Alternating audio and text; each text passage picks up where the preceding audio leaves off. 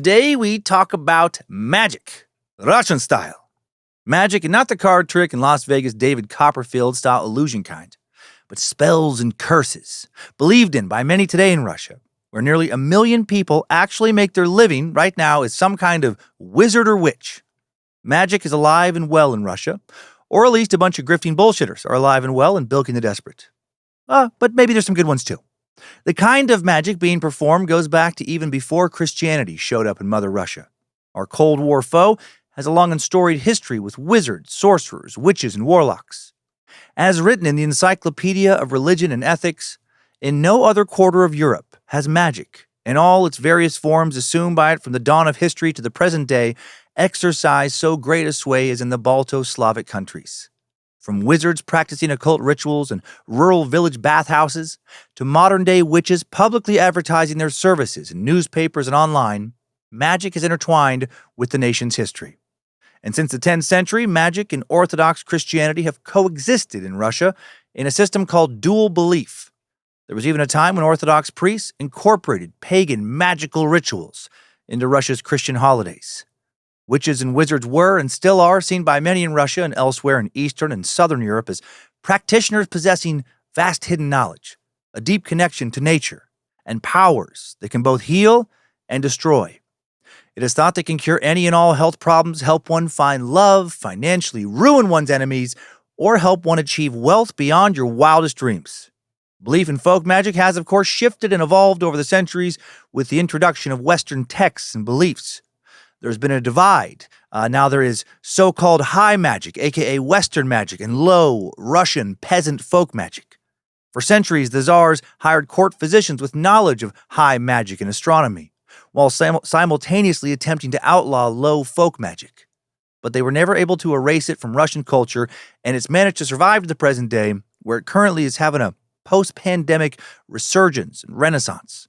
In Russia, belief in magic has led to political conflicts, murders, corruption, even the overthrowing of the last Tsar, Nicholas II, when the Russian people grew increasingly concerned over Rasputin, the mad monk's magical hold over the minds of Russian royalty.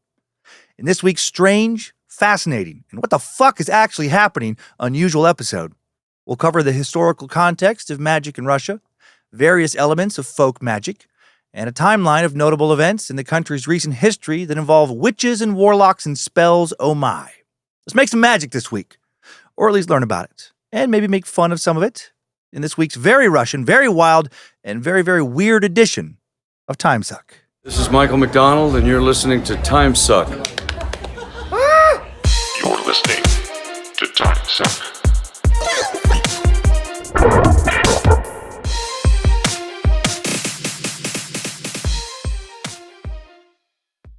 Well, happy Monday, and welcome back to the Cult of the Curious. I'm Dan Cummins, suck wizard, weirdo, lover of strange Russian facts, and you are listening to Timesuck. Hail Nimrod, hail Lucifina, praise be to good boy Bojangles, and of course, glory be to Triple M.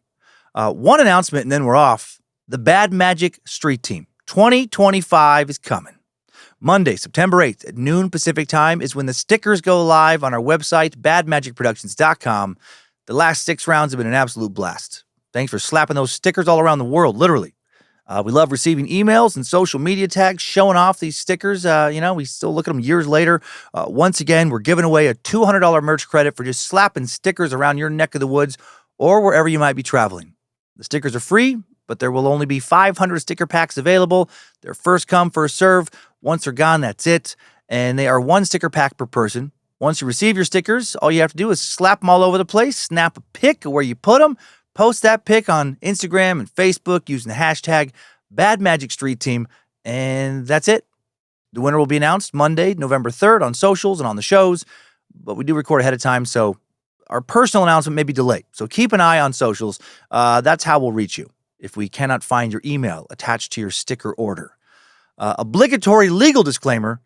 Bad Magic will not be held liable for misplaced or illegally placed stickers. Please use discretion and be smart, but also get creative and have some fun. And now, let's get magical. Russian magical.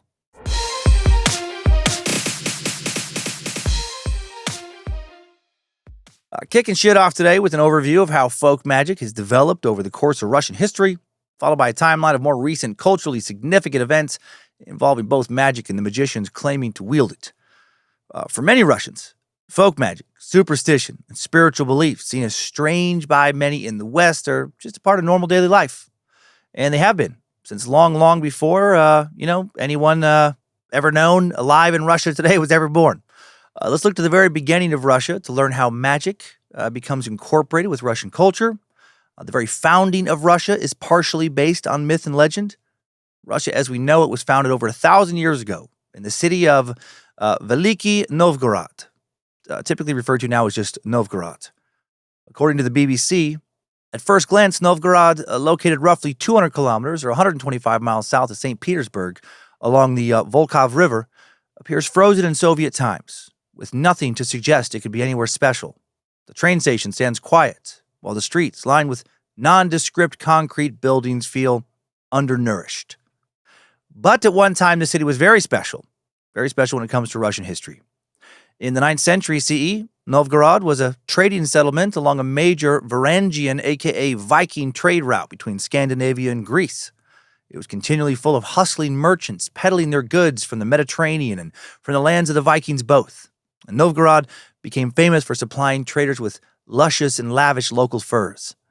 The Novgorodians had been fighting with other neighboring communities for centuries, and they were now looking for some order and stability. So they invited a Varangian chief, Prince Rurik, who may be more myth than man, to help establish a proper government along with a potent army. Rurik traveled from Scandinavia to take control of the city in 862 CE, and that year is the year most agreed upon as the origin of Mother Russia. After Rurik died 17 years later in 879, if he ever lived at all and was more than a fairy tale, another Varangian, Oleg the Wise, thought by some historians to be related somehow to Rurik, thought by others to be a military commander who fought alongside or under Rurik, took power and expanded the empire, taking land as far north as St. Petersburg and as far south as Kiev. He took the title as the Prince of Kiev, and he united Slavic and Finnish tribes to form Kievan Rus, the first East Slavic state. Kiev, pronounced in Russia as Kiev, became its capital 20 years later. And since I'm talking about Russian, not Ukrainian history, I'll try and use that pronunciation going forward of Kiev. The term Kievan Rus, coined by historians in the 19th century to describe the period from the 9th century to the mid-13th century when Kiev was preeminent in Russia. Leaders of Kievan Rus were granted autonomy, which allowed the state to prosper. For example, leaders of Novgorod were elected. They had term limits, the first form of democratic government within Russia. Prince Rurik will, over time, be believed to be more of a mythical than historical figure, as I alluded to. The Soviet Union will actually reject him as the founder of Russia, claiming he was never a real person. Soviets, they never cared much for superstition, religion, myth, and folklore. While Rurik may not have been real, everyone seems to agree that his successor, Oleg, was an actual person. But even with his history, whatever the truth was has been blended with myth and legend. For example, according to Russian origin legends, pagan priests of the time prophesied that Oleg would die by his stallion, and that Oleg sent his prize horse away in an attempt to defy the prophecy. Then many years later, he asked to see his horse, was told it had died. He asked to see the bones. I don't know why you would need to see the bones of your old dead horse, but he did in this myth. And then when Oleg touched the horse's skull with his boot, a venomous snake slithered out and bit him, fulfilling the prophecy. And I highly fucking doubt that ever happened. But it's a cool story. And who doesn't love a cool story? The early Slavs were big into cool stories, prophecies, curses, and overall belief in a very magical world. They worshipped ancestors. They believed in a wide range of nature and house spirits. One of their deities was Makash, literally translated as moist Mother Earth. Not just Mother Earth, moist Mother Earth. Mother Earth. Makash was the goddess of women, children, and animals. I don't know if she was also the goddess of wet pussies with the moist part. I'm not sure. I think it's more just talking about rain with the moisture. She was strongly connected to fertility. Fertility and moisture, obviously, interconnected, essential to agriculture. Need those seeds to sprout, take root, need water to make them grow. Early Russians had more of an agricultural society than a hunter-gatherer society in their lives, very dependent on this fertility and moisture, which helped make the them a large and integral part of their religious beliefs, much like just about every other place in the world at this time.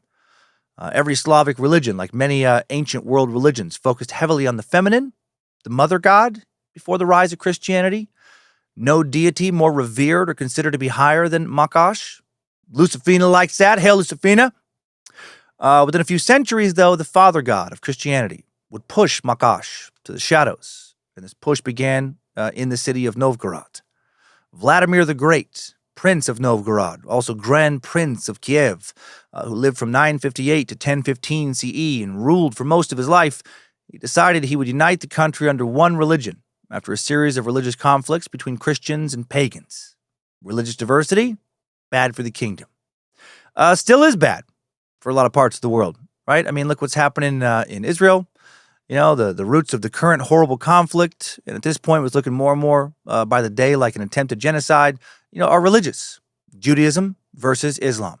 Both religions have long held the land of Palestine/Israel as holy, and interpretations of their respective scriptures are used by many to justify divine claims to the land. And here we are. Simplifying things a bit there, but not by much, actually. Vladimir the Great was tired of dealing with similar divisions, so he sent out scholars to study various religions from around the world, and in the end, he chose Orthodox Christianity as the state religion. And Vladimir himself converted to Christianity in 987 CE, and now if you wanted favor with the crown, you better worship the king's god. Soon after the introduction of Christianity, construction began on the Cathedral of St. Sophia, St. Sophia, the Wisdom of God. I actually thought that was a typo, but it's not. Russian names, they just never translate with any real flow in English. Construction began on Cathedral of St. Sophia, the Wisdom of God in Novgorod. And now it's the oldest church in Russia, still in operation. It was also one of the first to feature the famous onion domes that characterized a lot of Russian architecture. Interestingly, despite its importance to Russia's early history, Novgorod will become the capital of the Novgorod Republic in 1136 and will not become a part of Russia again until Moscow conquers it in 1478 CE, dividing into little principalities for a bit. After the Orthodox Christian Church came to power, many idols were destroyed in the city of Kiev and Novgorod, but animism and ancestor worship continued. And not just in secret, but also openly in many areas through rituals, stories, magical charms, other practices of Russian peasants. And as is so often the case in an area where a new dominant religion attempts to displace the beliefs of the people that came before it, old beliefs merged with new ones between the two spiritual practices. Certain pagan deities and objects of worship became Christian saints, and some pagan holidays were kept but renamed. For example, on Trinity Day, the first Sunday after Pentecost, and the 50th day after Easter, peasant girls would honor the Slavic spirits called the Rusalka, also associated with fertility, to commemorate ancestors and practice divination rituals considered to be magical. Centuries later, these spirits and rituals associated with them would be demonized by Christians, and instead of being benevolent entities associated with fertility and moisture, once believed to come out of the water in the spring to transfer life-giving moisture to the fields and thus help nurture the crops that fed everyone, they became demonic, evil. Young women who either died by suicide by drowning due to an unhappy marriage, they might have been jilted by their lovers or abused and harassed by much older husbands, or violently drowned against their will, especially after becoming pregnant with unwanted children, well, they would now be doomed to wander the earth as a Rusalka. Pretty fucked up, right? The woman gets abused in life, and then she has to wander the earth as an angry spirit in death? Feels like the dude who harassed her should be stuck wandering the earth. He should be doomed. But, patriarchy. It's never had anything to do with logic. These spirits will now haunt the watery areas where women were drowned to lure young men, seduced by either the now malevolent spirit's looks or her voice, into the depths of the water, where she would then entangle their feet with her long hair and submerge and drown them. Her body would become very slippery and not allow the victim to cling on to her body in order to reach the surface. The pagan beliefs of the ancient Slavs, beliefs in spirits like these, are documented in some old Russian folk tales. There's evidence of folk tales as early as the 12th century, but they're almost certainly much, much, much older. Just we don't have any written copies anymore today.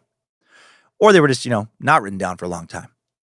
One of the reasons we don't have older written records is because the Christian church, as it became more powerful in early Russia, just like it would do elsewhere, began to strongly suppress and destroy non-Christian stories, and the dispersion of any material related to them. For a while, doing that became punishable by death. Heresy! We know about a lot of old pagan Russian entities thanks to Russian fairy tales. Those that survived the test of time. Many were translated into English in the late 19th century. Some of the most well-known works being Russian folk tales, published in 1873 and translated by William Ralston, and Tales and Legends from the Land of the Tsar, published in 1890 and translated by Edith Hodgetts. But now let me back up. In 1237, the Mongol Empire, led by Batu Khan, grandson of former Timesuck subject Genghis Khan and founder of the Golden Horde, invaded Kievan Rus and established rule, destroying major cities like Kiev and Moscow and replacing a democratic society with a form of feudalism. Oh, and they are thought to have killed about 500,000 Russian men, women, and children, roughly 7% of the total population. It's said that the Mongolian Great Khanate army rolled into Kievan Rus with approximately 120,000 highly skilled mounted archers, and that's fucking terrifying. And they crushed the Russians in about a month. It only took them that long because, they had some territory to traverse. According to the Novgorod First Chronicle, the oldest surviving chronicle of Russian history, quote, "They likewise killed the prince and princess, and men, women, and children, monks, nuns, and priests, some by fire, some by the sword. They violated nuns, priests, wives, good women, and girls in the presence of their mothers and sisters." Oh, the Mongols. Holy shit. Was that really not a good time to be alive? They didn't fuck around. Russia now became part of the Golden Horde, or the Northwestern Mongol Empire, that had been established a dozen years prior in 1225, and will now last in some form until 1502 CE. But well before the Horde finally dies, the Plague, aka the Black Death, starting in the mid-14th century, will begin the Golden Horde's disintegration. Some Russian princes will win a victory over the Horde in 1380, but in retaliation, the Mongolians will sack and burn Moscow in 1382 and reestablish control over the Russians. By the 15th century, though, the Horde had been broken down through infighting and disputed claims of succession into several smaller khanates or principalities, the most important being Crimea, Astrakhan, and Kazan.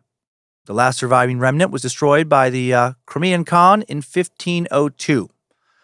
The demise of the Golden Horde allowed for the rise of the Grand Duchy of Moscow, also known as as Muscovite Russia.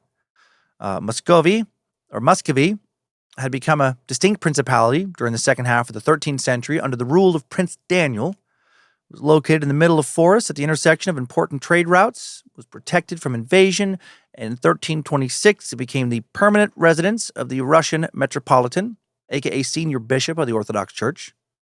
The princes of Muscovy have been given the title of Grand Prince of Vladimir from their Mongolian overlords, which allowed them to collect tributes for the Khan and strengthen their financial and political positions.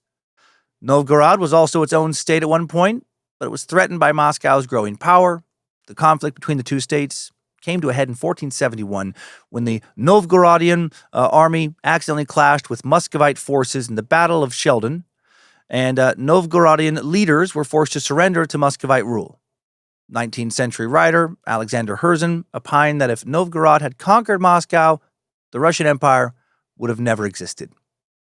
It was Ivan III, aka Ivan the Great, who freed Russia from Mongolian control and consolidated Muscovite rule in 1470, reigning until his death in 1505. Almost through these numbers now. Half a century later, another former Timesuck subject, Ivan the Terrible, would become the first Tsar of Russia.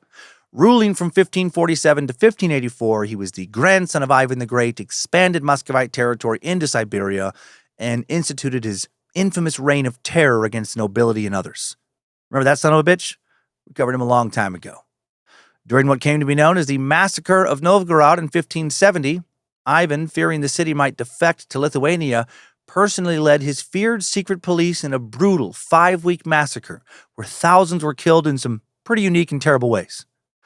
For example, men, women, and even children were tied to sleighs and pushed into the freezing Volkhov River. Anyone who surfaced, stabbed or struck with axes by waiting soldiers.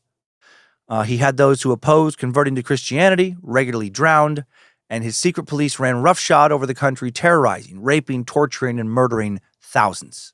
And then he died of a stroke in 1584.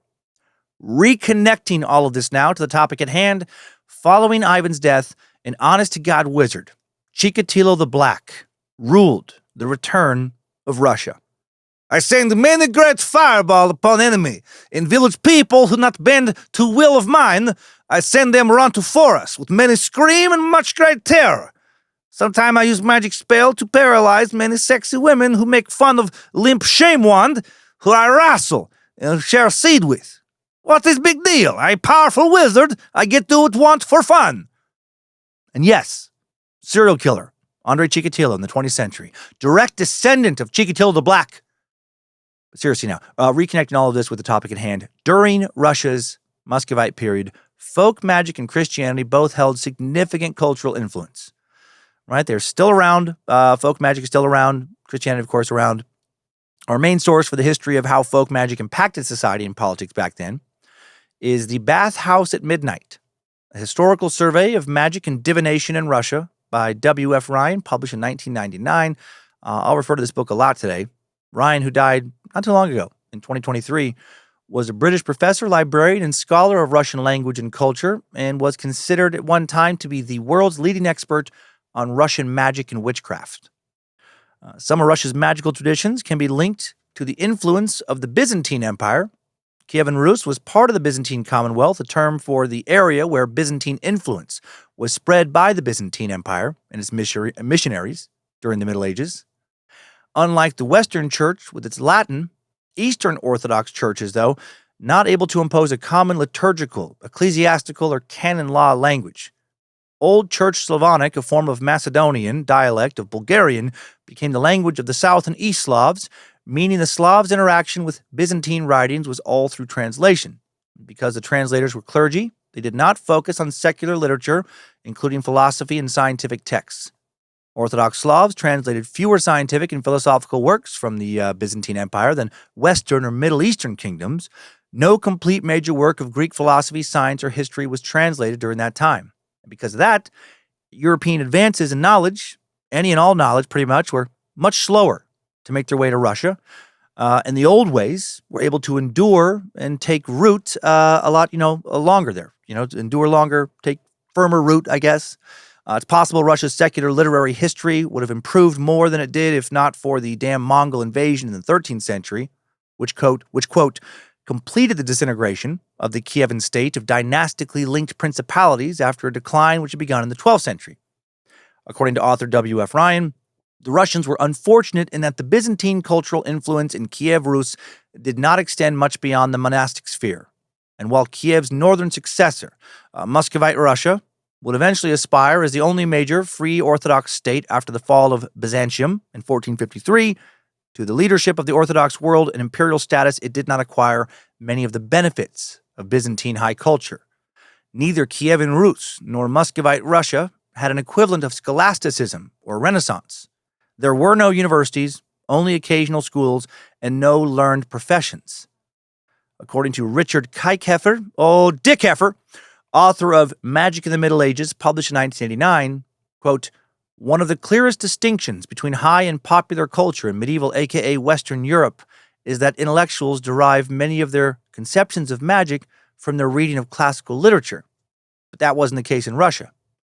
And things started to feel a little backwoodsy in Mother Russia. After the fall of the Byzantine Empire in the mid-15th century, there was an influx of divinatory texts and, quote, an intensification of apocalyptic modes of thought. The remains of Kiev Rus, the southwestern principalities in Ukraine and Belarus, fell to the Grand Duchy of Lithuania, one of the successors to Kievan Rus, but not as powerful as Muscovite Russia, and became part of the Polish sphere of cultural influence with Catholic, Protestant, Jewish, and Islamic elements, therefore much closer culturally to Western Europe. Ryan wrote in his book, the newer kinds of magic and divination which came to Russia as part of the Byzantine heritage were not, as I have indicated, the learned treatises or mathematically complicated horoscopes of the Greek world. What Christianity did bring through the Bible and patristic literature was a familiarity at least with the popular notions of magic and divination prevalent in the ancient East and classical antiquity. Russia's Byzantine heritage and its Orthodox Christianity brought with it superstitious practices such as amulets, divination from thunder and lightning, predictions, and many spells and rituals. To quote again from Ryan's book, most of these, to judge from extant texts, are fairly late importations by way of the South Slavs, and one must conclude that the colporteurs, people employed by religious societies to sell Bibles and other religious tracts, who sold were the clergy, who until quite recent times continued to be practitioners of magic and divination amongst the East and South Slavs, both Orthodox and Catholic. But there was also, of course, a more unambiguously West European influence with texts translated from Latin and later from Western vernaculars. And if in Kiev Rus's, it was the clergy, which appears to have been the main importer of Byzantine magical texts and practices, the prime movers in importing occult sciences from the West into Muscovy were its rulers. For example, in the 15th century, it was common for the grand princes of Moscow to import physicians to their court who had so-called magical knowledge. One of those physicians was Nicholas Bulow, a.k.a. Nicholas of Lübeck, or just Nicholas the German. Employed by Ivan III, he had knowledge of astronomy and astrology, was part of some new calendar computations done at the end of the 15th century. He was credited with introducing the Hortus Sanitatis. I fucking hate Latin.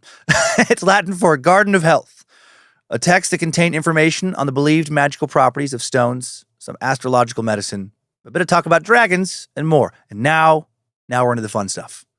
You feeling down? Don't you worry. Did you know that deep blue gemstones, lapis lazuli, can ward off melancholy? Oh yeah. Just get yourself a big, beautiful blue necklace and start smiling. Are you insecure about your hairline? Well, I have a fix for that.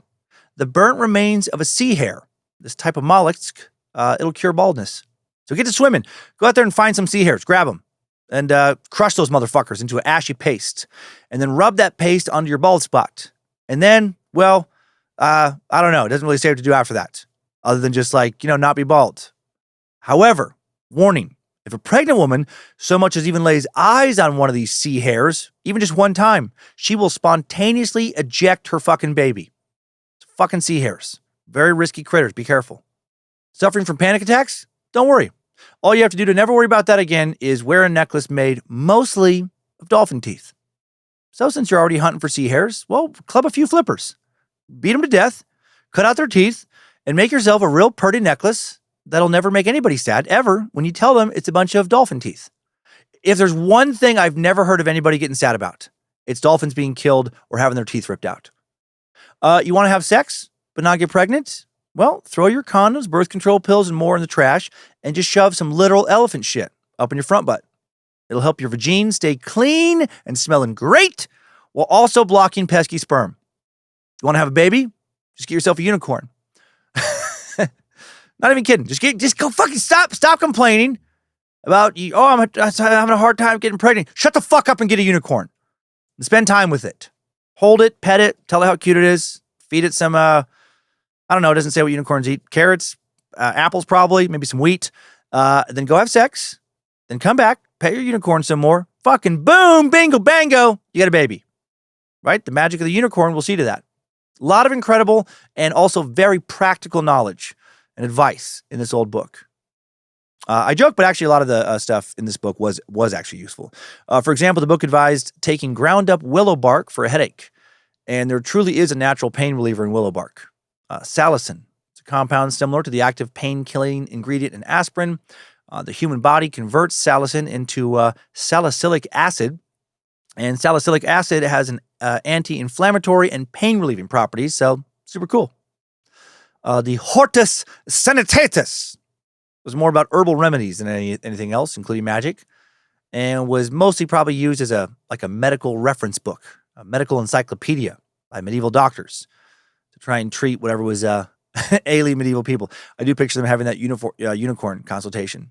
Just some couple, trying to have a baby, they're having trouble, and this guy's trying to keep a straight face. He's like, but just get a unicorn, just go find one and just have it be your pet. Well, where do we find a unicorn? In the woods. They're in the woods. There's a hill south of town. I saw one the other day. That's on you. I'm a doctor. I'm not a unicorn catcher, right? So go look for it. Best of luck. For the next 2 centuries, Until the time of Peter the Great, Russian rulers continued to have a strong interest in magic, alchemy, and astrology. They kept up the practice of hiring court physicians who kept coming to Russia, despite the risk of literal execution if they displeased the princes, and that is some serious job pressure. Like, sometimes I've definitely felt the pressure of, if I don't keep a certain amount of you people happy and coming back for more, I won't have enough of an audience to keep making money with Timesuck, then I'm out of a job and the show's over.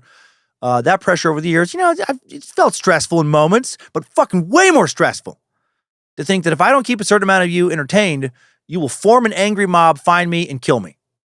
This podcast would sound a lot different under that kind of pressure. Real shaky. Well, welcome to the Cult of the Curious. I love you so much. You're the best. You've always been the best, and I'm really excited that you're here, and I really hope you love today's topic. Definitely, without a doubt, I did my best. I swear to God, I gave it my all, like I always do. I promise. If there's literally anything that you don't like, if there's anything that upsets you even a tiny bit, just email me. I'll change. God knows I can change. Anyway, eventually there came a divide in society in Russia between what was considered high, cool magic, came from the West, that new shit, and low, old, grandpa folk magic, common amongst the peasants. What's new was cool, and what's old was out. Same kind of shit that often happens today. W.F. Ryan wrote, "The new interest of Muscovite sovereigns in Western magical arts, together with their continuing interest in and fear of indigenous magic, shows that cultural divisions, which were to culminate in the 18th century, was already beginning. On the one hand, there were texts, practices, and beliefs which were imported, exotic, occasionally blended with serious scientific ideas and largely restricted to court and high official circles. These could be classified as high culture. And on the other hand, there was the low culture of popular magic and medicine, mixed with the older Byzantine textual tradition of minor divinatory texts. And like many of their Western counterparts, the czars were quite capable of legislating against and savagely repressing the very practices in which they themselves indulged." And that kind of shit still happens today, right? Politicians outline something they themselves continue to indulge in, like alcohol during Prohibition or marijuana right now. Western influence on Russia culminated with the rule of Peter the Great, who reigned from 1682 to 1725. Long reign, 43 years. Big Peter. And unlike his father Alexis, Peter the Great was not interested in magic. He was more focused on importing Western technology, administration, and manners. He also shifted the seat of power in Russia from Moscow to St. Petersburg in the early 18th century. After Peter, no other ruler would display any particular interest in magic and the occult until Nicholas II, the last Tsar, when his wife became infatuated, as we learned a long time ago here in the Suckverse, with Rasputin, the mad monk. Oh, Rasputin.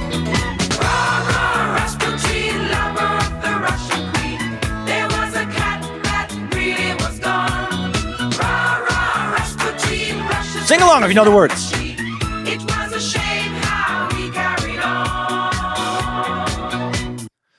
I can't believe I'd never heard that Boney M song before the Rasputin episode. A video of a live performance of that song, that's what I was just playing right now on YouTube. 685 million views. It's wild. According to Ryan, Russia, since Peter the Great, has followed Western Europe in a pattern of cultural development in which high culture has rejected magic. And most of the forms of magic and divination described in this book became the low culture of the uneducated, amusements for the bourgeois, or simply games for children. The Bolsheviks that followed the Russian czars, driven by their Marxist ideology and commitment to atheism, will view Russian folk magic, like other religious and superstitious beliefs, poorly, as part of a backward and exploitive past. Folk magic wasn't specifically outlawed, but if you were some kind of fucking wizard and became too popular, the communists would feel threatened, and you would get your head cracked, be sent to a gulag on some trumped-up charges, maybe disappear altogether forever. But Russian wizardry did not go away, and as I mentioned earlier, is very much still alive today. Oh, is it? Now let's take a closer look at some different aspects of Russian folk magic and get into the fun weeds of all of this. To start, we need to understand the Russian concept of double belief or dual belief. As written in Ryan's The Bathhouse at Midnight, Russian historians frequently characterize popular religion in Russia as part of double belief. Sometimes this is defined as the coexistence of two separate belief systems, Christian and pagan, sometimes as the deliberate and simultaneous acceptance by communities of Christianity and paganism, sometimes as syncretism, The Moscow Times also wrote in an article, compared to Western culture, where witchcraft is considered a satanic perversion of religion, Russian paganism and witchcraft have generally coexisted alongside the Orthodox Christian religion for centuries, in a dual belief system amongst the folk.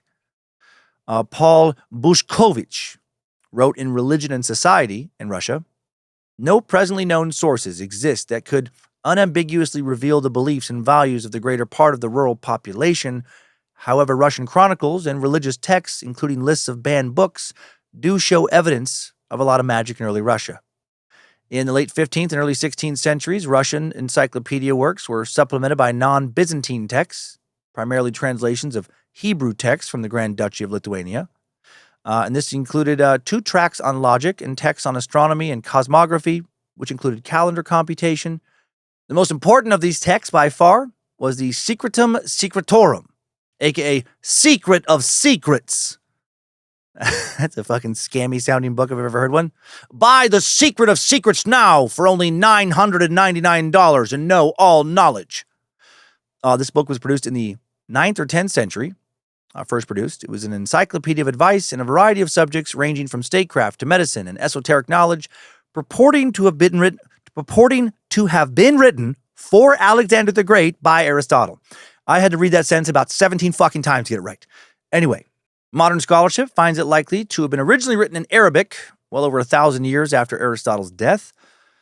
Translated into Latin in the mid-12th century, it was very influential amongst European intellectuals during the High Middle Ages. An old Russian version was first published in modern times in 1908. It had been translated from Hebrew, likely at the end of the 15th century in the Grand Duchy of Lithuania. According to Ryan, the Secretum is notable in that it is not only a work which would appeal to Russians because of its association with popular Alexander stories, but also because of its advocacy of astrology and the fact that it contained an onomantic table for predicting the outcome of battles, the first alchemical text in Old Russian, a description of the magical properties of precious stones and magical talismans, and 2 separate works of physiognomy. Okay, this book was one of the most read texts of the High Middle Ages. And actually, some sources say that outside of the Bible, no other book was as popular as this one for the entire Middle Ages in Europe. One of the most well-known passages found in the Secret of Secrets is the Emerald Tablet, purportedly originally written by Hermes Trismegistus, aka Hermes the Thrice Greatest, a supposed ancient Greek sage from the first few centuries BCE, a mythical figure thought to have been created by combining Hermes, the Greek messenger god of interpretive communication and more, with Thoth, the Egyptian god of wisdom, writing, and magic, a combination that makes sense since Hermes is thought to have been derived from Thoth, essentially the Greek version of the older Egyptian god, and then the Romans will later come to know this same god as Mercury. One religion giving birth to another, new ideas rooted in old ones, new gods coming from old ones. That's something that's been happening for as long as there has been religion, if you spend any time looking into the historical roots of both major and minor religions. The Emerald Tablet was a magical object said to have been discovered in Hermes' tomb back when a fair amount of people thought that Hermes was fucking real and therefore had a tomb. And this Emerald Tablet supposedly had magical, alchemical, and real instructions for producing the Philosopher's Stone and thus making gold. The Philosopher's Stone is a mythic alchemical substance said to be capable of turning base metals like mercury into gold or silver, also long known as the tincture or the powder. Here is Sir Isaac Newton's translation of the Emerald Tablet in English, which he completed sometime in either the late 1680s or the early 1690s. "'Tis true, without lying, certain and most true. That which is below is like that which is above, and that which is above is like that which is below, due to the miracle of only one thing. And as all things have been and arose from one by the meditation of one, so all things have their birth from this one thing by adaptation. The sun is its father, the moon its mother. The wind hath carried it in its belly, the earth is its nurse. The father of all perfection, and the whole world is here. Its force or power is entire if it be converted into earth. Separate thou the earth from the fire, the subtle from the gross, sweetly with great industry. It ascends from the earth to the heaven, and again it descends to the earth and receives the force of things superior and inferior. By this means you shall have the glory of the whole world, and thereby all obscurity shall fly from you. Its force is above all force, for it vanquishes every subtle thing and penetrates every solid thing. So was the world created. From this are and do come admirable adaptations, whereof the means is here in this. Hence I am called Hermes Trismegistus, having the three parts of the philosophy of the whole world. That which I have said of the operation of the sun is accomplished and ended. What the fuck did all that just mean?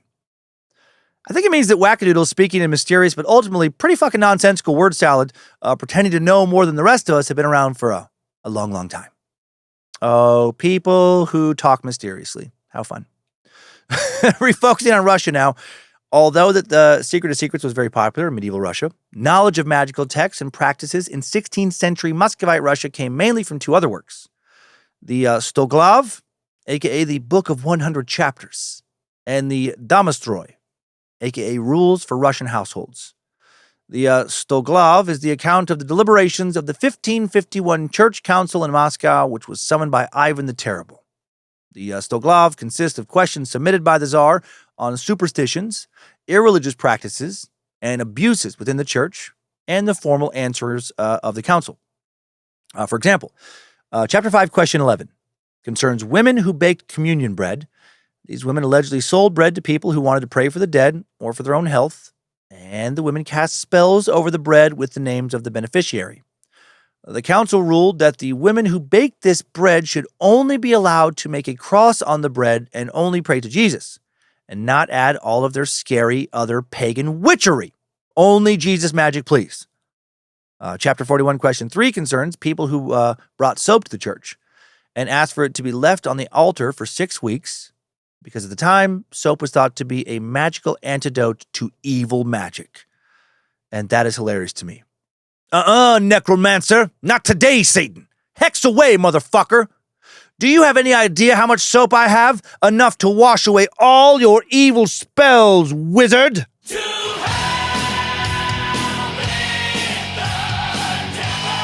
I got so much soap for you.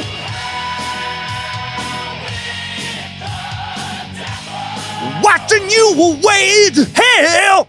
That was like a remix I was working on. Chapter 41, question 17 states, in our kingdom,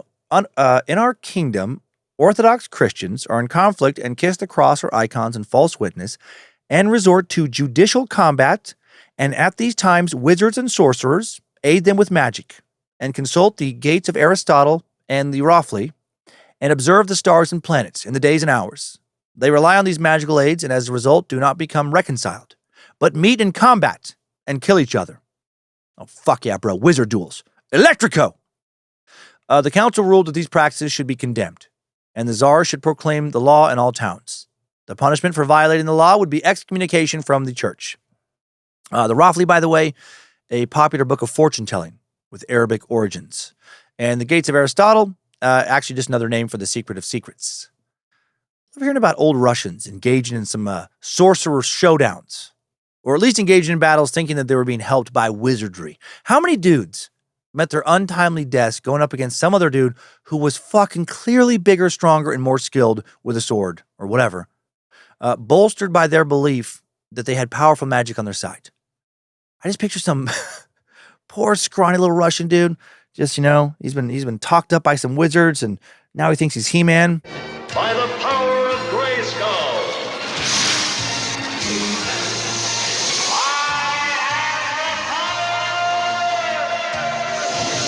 And then he just gets immediately struck down in battle. Like 10 seconds in, his head's gone. It's like, no, dude, you didn't have the power. You got scammed, bro. And now your family's probably going to waste even more money on some fake necromancer to try and bring your chopped up little ass back to life. Chapter 41, question 24 states that on the eves of St. John, Christmas, and the Epiphany, people were gathering at night to dance, sing satanic songs, and bathe in the river. The council recommended that the Tsar order all priests in every town and village to tell their congregations to stop. I love that it doesn't specify a punishment. It's like, tell them to stop. Hey, guys, stop it. Hey, knock it off. Stop. Enough with the satanic songs while you frolic in the river. Stop. Come on. Chapter 41, question 26 states that on the Thursday of Passion Week, people were burning straw and calling upon the dead. Some priests were placing salt under the altar until the seventh Thursday after Easter, when the salt would supposedly become a cure for illness. The council ruled that this was heresy, and any priest doing that should be excluded from the priesthood. And no more curing people with your salt magic, wizards. Stop it. Stop. Just stop. If you don't stop, we won't let you wear that cool hat and robe anymore. The second text, the Domistroi, is a manual of family and domestic governance designed for lesser nobility and wealthy merchant families. Has no definite author, was likely written in the late 15th century. One piece of advice in the Domistroi is to keep women away from village magicians. And you know what? That probably was good advice. Those tricksy magicians, I wouldn't put it past them to cast some sexual excitement spell to awaken a woman's clit monster, get it good and hungry. You have summoned me, sorcerer, and now you will provide the pleasure that Mama demands. Mama's hunger will be satiated. Slowly, deliberately rub your wizard wand on my upper left quadrant. Light touch, magician. Light touch until Mama explodes with pleasure. If that was really confusing, I'm guessing you didn't listen to the episode a few weeks back on the one taste orgasmic meditation cult. Clit monster is part of the Suckverse now. There's very little I can do at this point to banish her. Anyway, this text also includes stuff like a list of sins of a godless man, which include reading magical texts and practicing magic. Magic equals devil, right? Okay. Church and state were deeply intertwined in Muscovite Russia, and both church officials and local officials were involved in enforcing laws against witchcraft. For example, in 1649, a governor sent a letter to a town commissioner instructing him to stop people from talking in church, stop it, getting drunk, listening to traveling entertainers, enough of the traveling entertainers, summoning witches and wizards to cure illnesses, fortune-telling, singing devilish songs, dancing, clapping hands, and, so random, playing on swings. Anyone engaging in any of those activities were supposed to be now beaten with rods. What the fuck? Did that governor just despise joy? What a miserable bastard. Hey, stop it! Stop! Don't make me grab my rod. Stop singing. Song feels satanic. Are you dancing? Seriously? Stop it. Enough with the clapping too. Stop the clapping. And enough with the smiling. And hey, get out that swing, you son of a bitch. Everybody knows that swinging leads to smiling. Smiling leads to giggling. Giggling leads to clapping. Clapping leads to singing. Singing leads to dancing. And dancing leads to deep throat the devil's cock. Tsar Alexei Mikhailovich, who ruled from 1645 to 1676, once sent out a list of such forbidden magical practices to provincial governors. And W.F. Ryan, again the author of The Bathhouse at Midnight, compiled a list of some unacceptable folk magic practices in 18th century Russia. And these included burying gold. Maybe they had a real problem with people burying gold and forgetting where they buried it, or with people digging holes. You know what? I bet they had a problem with people digging holes all over the place looking for buried gold. I could see that becoming a thing. God damn it, Lucas, stop. Enough of the holes. Someone's going to break an ankle. Dude has like 17 holes in the city park.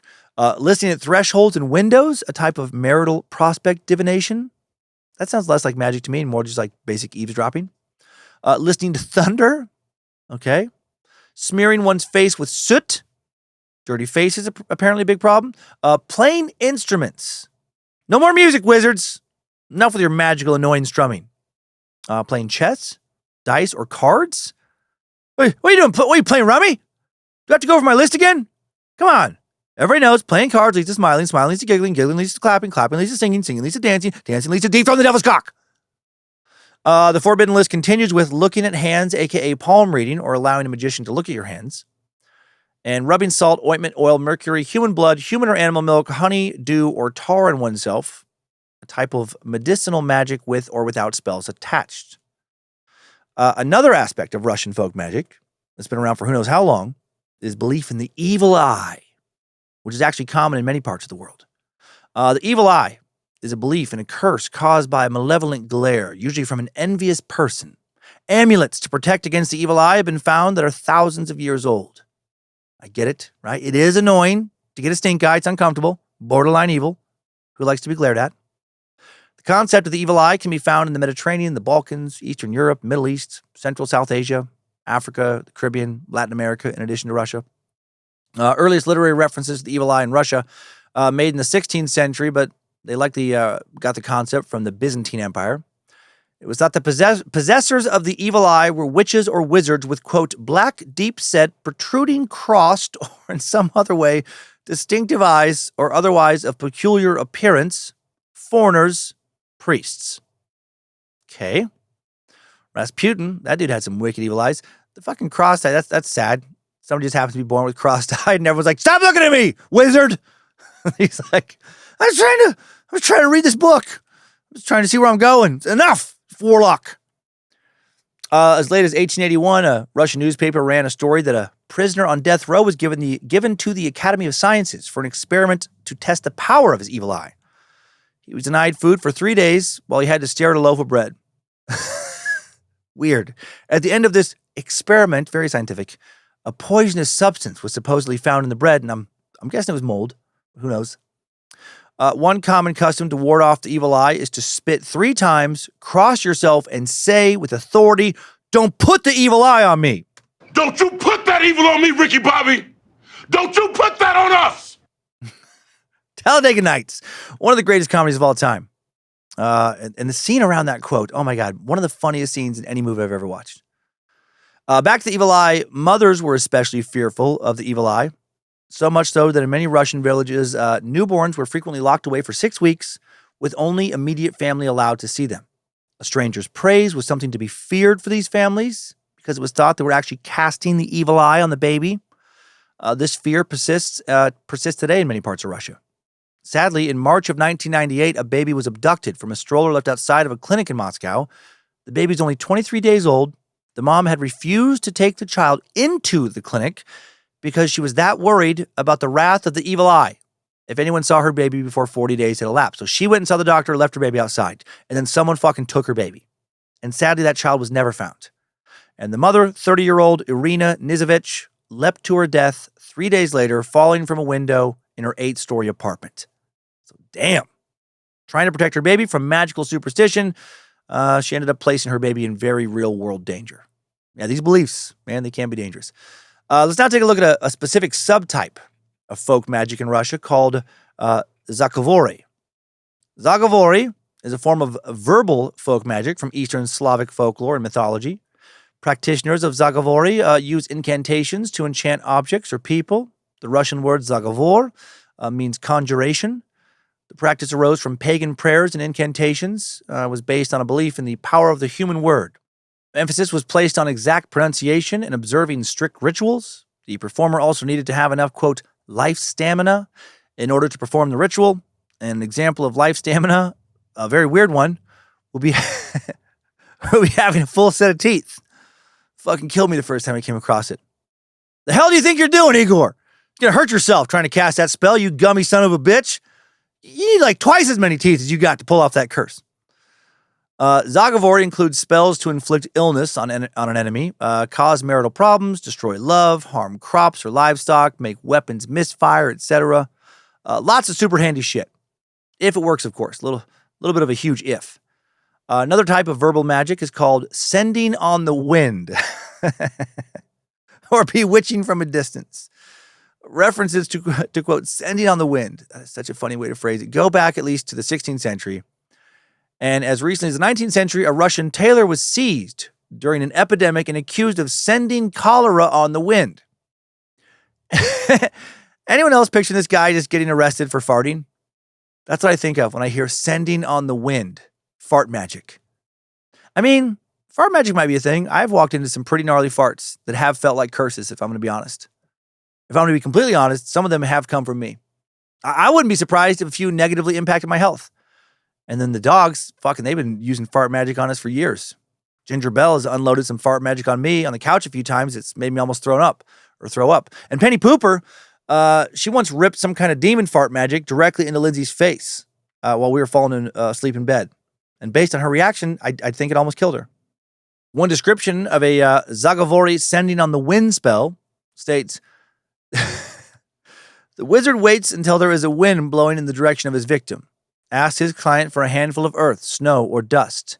Throws this in the wind in the direction of the victim and pronounces kula kula, blind, black, blue, brown, white, red eyes. Blow up his belly larger than a charcoal pit. Dry up his body thinner than the meadow grass. Kill him quicker than a viper.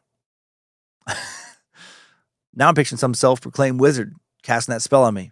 When he's done, I just quietly walk up to him without saying a word, wrestle him to the ground, sit on his head, and then send some magical wind back upon him. I send the Menegret's fireball upon enemy and village people not bent to will for mine. What is big deal? Feel my brown death! It is done. I, the great wizard, Chikatilo the Black, have taken 10 years of your life force. Practitioners of Zagavori also used magical herbs and roots, which were often presented as evidence at witch trials in the 16th, 17th, and 18th centuries. These spells are often used in combination with rituals, or they have to be repeated a certain number of times at a specific time or date. Magicians also took items that belonged to their intended victim. It was thought that the closer it was to the victim's body, the better, meaning underwear would serve best for casting spells, for fuck's sake. Now I'm picturing some panty-sniffing wizard. Just, yes, this is good. I can work with this, but I need more. I need a few more sets of panties. Freshly worn, of course, and I shall unleash a truly powerful curse. After the magician casts a spell onto the item, it would then be transferred to the victim by renewed contact. So, wizard sniffs, smites your undies, you put them back on, and then, I don't know, your front butt seals off, or your dick crumbles into dust or something. Also thought that a man's footprint was so unique, it could be used in hostile magic. According to one description of this ritual, quote, when you find a well-defined foot or boot print in sand, dust, mud, dew, or snow, particularly if it contains a human or animal hair, cover it carefully to protect it, then get the wizard to cut or dig up the print, preferably with a broad knife bloodied by a whirlwind. If you're confused about the term or the phrase bloodied by a whirlwind, you should be. Whirlwinds are thought in this line of thinking to be transformed witches who can be stopped by stabbing the whirlwind with a knife. So if you see like a little dust devil, you fucking stab with a knife, that's a witch. And now you have a magical weapon. Now back to the rest of the instructions. A spell is muttered over the print, which is then placed under the beam of the house of the victim to cause him grief, or burned in the bathhouse if his death is required. An antidote for a spell of this kind is for a friendly wizard or medicine man to throw another print downwind. If a print cannot be found, then the victim must burn his underclothes on the Feast of the Annunciation in order to be free of the spell. A simpler method of footprint cursing is to measure the footprint of the victim with a thread and then just burn the thread. That was a lot. So if you get a wizard to cut out a footprint of somebody, hopefully with a knife that has been bloodied by a whirlwind, then you place a spell on said footprint, then burn it in a bathhouse. You can kill him, or you can just take a piece of thread and then burn that and kill him. I feel like that second option's way easier. But another wizard can save the victim if they just take another footprint and throw it downwind. But if they can't find another footprint, they can burn the person's undies on a specific day, or maybe burn a thread. Why would someone not be able to make a second footprint? In what scenario is somebody badly needing to be saved from a death curse, but they don't have time to make a new footprint? Okay. Russians had and still have all kinds of methods to protect themselves from magic. Methods which were once common throughout Europe. These included religious objects such as crosses, holy water, incense, talismans, amulets, and of course more magical prayers and spells. Charms were commonly used to banish spirits, make rituals more effective, or to achieve the desired results of an action. Love charms and charms to invoke God or saints were once common. For example, one way to protect yourself from a wizard was to press your ring finger to a twig or knot in a piece of wood and then spit in a wizard's face. And that'll cause him to lose his power and probably be embarrassed. Who the fuck came up with that exact combo? So I just spit in the wizard's face and that fixes things? No, you can't just spit in the wizard's face. You gotta spit in the wizard's face while also pressing your ring finger into a twig or at least a knot in a bigger piece of wood. Well, what if I don't have a twig or not a piece of wood? What if I can wrangle up as like a medium-sized stick? That won't fucking work, okay? Well, why not? I don't know. It's magic. It was also thought that you needed extra protection if you were the one engaging in magic or divination. One of the most commonly used protective methods was to draw a magic circle around yourself while you were putting together your spells and charms and whatnot. Typically, salt would be used to create the circle. Russians also believed in good and bad days to practice magic. On a good day, your spells would be more powerful and effective. On a bad day, your dick or vagina would explode and your butthole would catch fire. So you got to pay attention to the calendar. Of course, I'm being a bit ridiculous. On a bad day, your spells would just be weaker. There doesn't seem to be a list of universal bad days. There are illusions that they're unique to the magician or to the person who was hiring the magician. For example, like the anniversary of the day that somebody you cared about, died. Well, that could be a bad day. Good days, typically times of transition, birth, marriage, death, midsummer, midwinter, equinoxes. Christmas, midsummer were considered some of the best times for magic. I feel like death is a weird day, just to go back for a second. And actually birth. Well, I guess if someone is, performing magic on you or for you on the day of your birth, then, to make you healthy going forward, okay, I get that. And maybe death would be just to help you, I don't know, move on better to the next realm or whatever. Anyway, yeah, Christmas and midsummer, considered some of the best times for magic. From Christmas Eve to the 12th night, aka January 5th, people would perform divination to figure out what the new year would bring for them. People commonly practice marital divination at midwinter. Also common for girls to gather herbs in midsummer, particularly on St. John's Day, June 24th. After gathering herbs, the girl was to walk home without saying a word, place the herbs under her pillow, and then say, quote, John and Mary herb, head herb, and all 12 herbs. Tell me who my husband will be. Oh my God. If the ritual was successful, she would see her husband in a dream.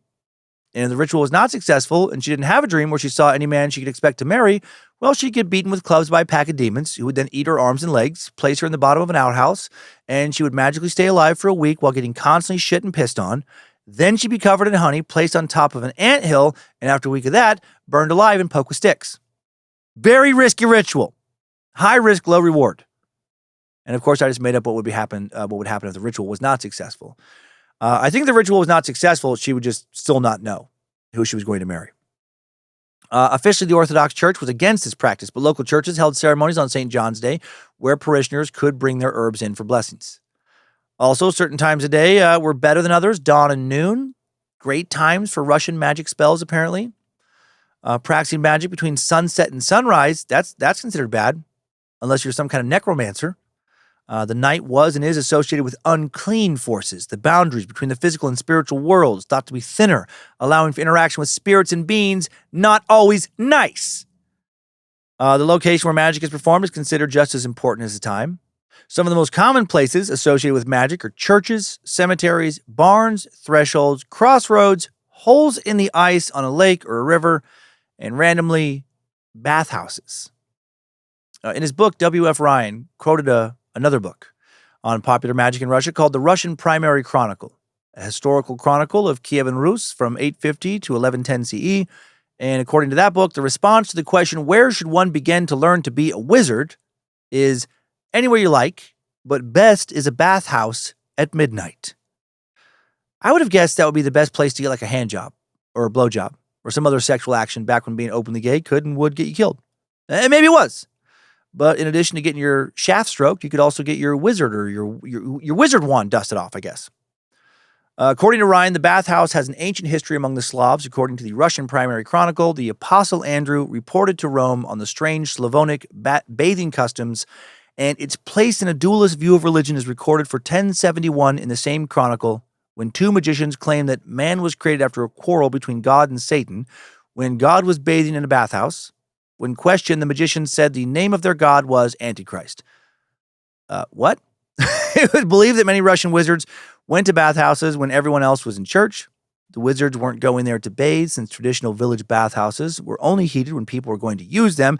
They were going to the bathhouses to cast spells and talk to demons. Apparently, most normal, non-devil wizard folks took baths between 5 and 7 a.m., Therefore, anybody who didn't bathe at the normal times suspected of being a wizard. Russians also believed their bathhouses were dangerous and that a resident sprite, called a bannock, could be hostile to unwelcome visitors. The bannock is most often portrayed as a naked dwarf or as a small old man. but occasionally portrayed as female. This creature thought to be a danger to women who are left alone in the bathhouse. You don't get fucking bannocked, ladies. Careful. The bannock is also dangerous to magicians if they were actually going to use the bathhouse for its intended purpose, because they would be removing their protective charms and amulets while they bathed, and the bannock could attack. Many accounts claim the bannock is a shapeshifter. He can appear as a local person to someone who stumbles across him, or even as a stone or coal in the oven heating the bathhouse. Finally, a little more weird info about the bannock. He can predict the future. To consult him about the future, what you do is you stand with your back naked, like your back exposed, in the half-open door to the bathhouse. And then the bannock will gently stroke your back if all bodes well. But if trouble lies ahead, he's going to scratch the shit out of your back with his claws. And that's a terrible way to find out that more shitty stuff is about to happen to you. He'll also strangle you, just straight up strangle you to death if you interrupt him bathing. He takes his bathing quite seriously. And sometimes if he feels offended, he will burn the entire bathhouse down. He's a moody little fucker. In order to appease the bannock upon the rebuilding of a bathhouse, a black hen needs to be suffocated. Then its suffocated corpse needs to be plucked, buried beneath the building's threshold. And the people performing this ritual, the magicians, they will end it by bowing and backing away from the threshold while reciting appropriate incantations and spells. Fair enough. And now let's talk about how the magicians performing these rituals were treated by royal rulers in Russia. In the Russian Empire, Zakavory practitioners were often persecuted by the church and by secular authorities. Russian archives show over 600 cases of church and civil prosecution of witchcraft, blasphemy, and heresies in the 18th century. However, Russia did not conform to the general pattern of European witch persecution. This was first voiced by a 19th century Russian scholar who remarked that in southern Russia and the Ukraine, the connection between the devil and witchcraft not made until the 18th century, and only by the literate upper class influenced by Western books. Royals and church officials believed pagan wizards were practicing demonic magic, and their magic was described as devilish, but people didn't get burned at the stake for practicing it left and right like they often did in like Germany, France, and elsewhere in medieval Europe. The church did view sorcery as a form of paganism, wanted to eradicate it to increase the church's power, but even Ivan the Terrible didn't introduce the death penalty for sorcery. He did ban the use of magic, did allow secular courts to prosecute witches and wizards, but not as harshly as they were prosecuted in the West. Russians, it seems, had more of a soft spot for magicians, and still do, as you'll see later. However, in a 1648 decree, Tsar Alexis did introduce the death penalty for all forms of paganisms, and a 1653 decree did specify that the punishment for witchcraft and wizardry was death by burning. So that did happen, but just for a more limited amount of time. Because of a lack of documentation, we don't know exactly how many witch trials were conducted in the history of Russia. Scholars estimate the number is between 99 and 136. But then Catherine the Great, who ruled from 1762 to 1796, would remove the death penalty from sorcery cases and labeled witchcraft as an insignificant crime. And while the vast majority, about 75% of accused witches in Europe were female, in Russia, from 1622 to 1700 at least, 68% of the accused were men. This is possibly due to the legal definition of magic introduced into the military code in 1716. After that legislation, the number of accusations increased among soldiers and government officials. We're such fucking weird creatures. I love that a legal definition of magic was introduced into the military code. All right, guys, no more magic in the military. Before that code, it was the clergymen and members of the Tsar's court who were most often accused of witchcraft, and obviously most of them men. Even in 1832, when the Digest of Laws of the Russian Empire was first codified, witchcraft and sorcery still punishable crimes. In order to survive, Zagavory practitioners mimicked Christianity and used Christian themes and motifs. And now let's learn a bit more about some Russian terms for these wizards and magicians, like Volkov. Volkov is a term used in early church and old Russian texts for wizard, particularly the pagan sorcerers or priests of the pre-Christian Slavs. Volkovs, believed to possess mystical powers and the ability to predict the future. The first literary reference to a Russian Volkov occurs in the primary chronicle under the year 912 CE, where a Volkov predicted that death of Prince Oleg I went over earlier with the whole fucking snake and horse bones. One piece of folk literature suggests that the Volkov were considered similar to doctors who could treat illnesses. The word kolden has been used mainly from the 17th century onwards. This label normally applied to village magicians. was long thought that a koldun would have some sort of distinguishing feature called a devil's mark, so you could tell who they were. A koldun typically has knowledge of folk medicine, but can also cast evil spells with the help of demons. Some were thought to be so powerful they could cause someone to lose their mind with just their stare alone. Damn you, evil eye sorcerer! It was thought that, and this is weird, kolduns were often born having a small tail,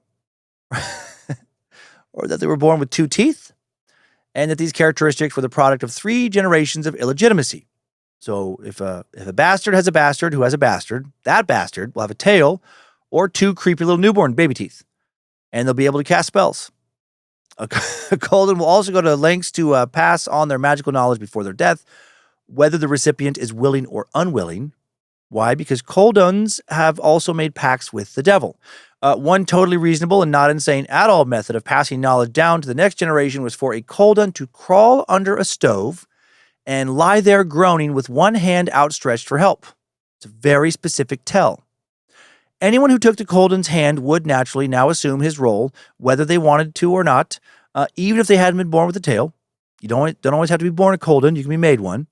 So don't ever try and help anybody who's pinned beneath a coal stove if you don't want to be a witch. If you do help them, once you've grabbed their hand, your whole house will obviously shake, and then a small, unrecognizable black animal will scurry away. And what is that animal? Well, it's the wizard's soul. And your last chance to not also end up as an evil wizard is to now catch this black soul critter and spear it with a stake. Pretty straightforward, actually. In Siberia, it was thought that the koldun could transform into an animal in addition to being able to see into the future. They had extra powerful wizards out there in the cold. One old Russian spell for transforming into a werewolf goes as follows. In the ocean sea, on the island of Buyan, in the open plain, shines the moon upon an aspen stump, into the green wood, into the spreading vale. Around the stump goes a shaggy wolf. Under his teeth are all the horned cattle. But into the wood the wolf goes not, in the vale the wolf does not roam. Moon, moon, golden horns, melt the bullet, blunt the knife, rot the cudgel, strike fear into man, beast and reptile, so that they may not seize the grey wolf, nor tear him from his warm hide. My word is firm, firmer than sleep or the strength of heroes. And, yeah, that's that thing. Feels more like a weird description of a werewolf. It does a spell. But, what do I know? I'm not a wizard. A female version of a koldun is a koldune, or a vidma, aka a witch. The literal translation is just knower, right? How dare women possess knowledge and know things? Not cool. In folktales, Russian witches are portrayed as agents of evil spirits who wreak havoc on their communities. They don't seem to ever be viewed kindly by historians or chroniclers, who are, of course, men. Throughout stories about them, witches are blamed for problems such as droughts, epidemics, ruined weddings, and more. Female practitioners of magic go back to Russia's early history. According to the Russian Primary Chronicle, in an entry for 1071 CE, the chronicler wrote, "Magic is performed through infernal instigation, particularly through the agency of woman are infernal enchantments brought to pass, for in the beginning the devil deceived woman, and she in turn deceived man. Thus, even down to the present day, women perform magic by black arts, poison, and other devilish deceits." Fucking boom. Because Eve ate the apple, women are worse than men forever and always. Fuck yeah, bro. I have one. I can do whatever I want. And because of my magic wiener, I still get to be better than all you front butt bicycles. I'm sure a lot of you ladies don't feel like this is fair, but you know what? Tough shit. Sometimes the truth hurts. And the truth is that you're nasty witches. And we can never fully trust you. Go ahead and get mad. We'll just tell you that you're acting crazy, which will make you angrier, which will make you look crazy. Are we gaslighting you now? Of course we are. But no matter how much we gaslight you, we're still better. Why? 'Cause Eve. 'Cause Dick. 'Cause checkmate forever. Careful, Daniel. Did you forget that I can punish you? Damn it, Clip Monster, what the hell are you still doing in this episode? Daniel, shall I let some other man pleasure me? Maybe even film it? Send you the video, you micropeened Melvin cuck? Shut up, Clip Monster! I'm not a micropene, Melvin. Am I? You said I was handsome. You said it was not real long, but thick. Were you lying? Stop with your patriarchal bullshit, Daniel. Maybe I'll let you lick me again. Okay, I'm sorry. Now I gotta return to the subject. It's getting weird. In the 17th century, witches in Russia were often thought to be the source of hostile magic at weddings. They could even cause the groom to become impotent. Samuel Collins, the personal physician of Tsar Alexei Mikhailovich, wrote in the mid-17th century, "Seldom a wedding passes without some sort of witchcraft. If people of quality married, chiefly acted as 'tis thought by nuns whose prime devotion tends that way. I saw a fellow coming out of the bride chamber, tearing his hair as though he had been mad, and being demanded the reason why he did so, he cried out, 'I am undone, I am bewitched.' The remedy they use is to address themselves to a white witch, who for money will unravel the charm and untie the codpiece point," which was this young man's case. It seems some old woman had tied up his codpiece point. Stop fucking around with guys' codpiece points, witches. According to scholar W.F. Ryan, while the Kolden may be both a real figure of village life and a fantastic figure of folklore, the Vidma was much more common in folklore and popular fear, perhaps than in real life. The confusion of witches as real-life practitioners in magic with malevolent female demons of mythology and folklore is most evident in the figure of Baba Yaga, who has ancient lineage as a child-stealing and child-eating demon. Baba Yaga, another former Timesuck subject, a witch from Slavic folklore. In some narratives, she's an evil witch who eats children. In others, she's a helpful elderly woman. But mostly, she's portrayed as evil because, vagina. Baba Yaga, frequently presented as a stereotypical image of the average witch in ancient Russia.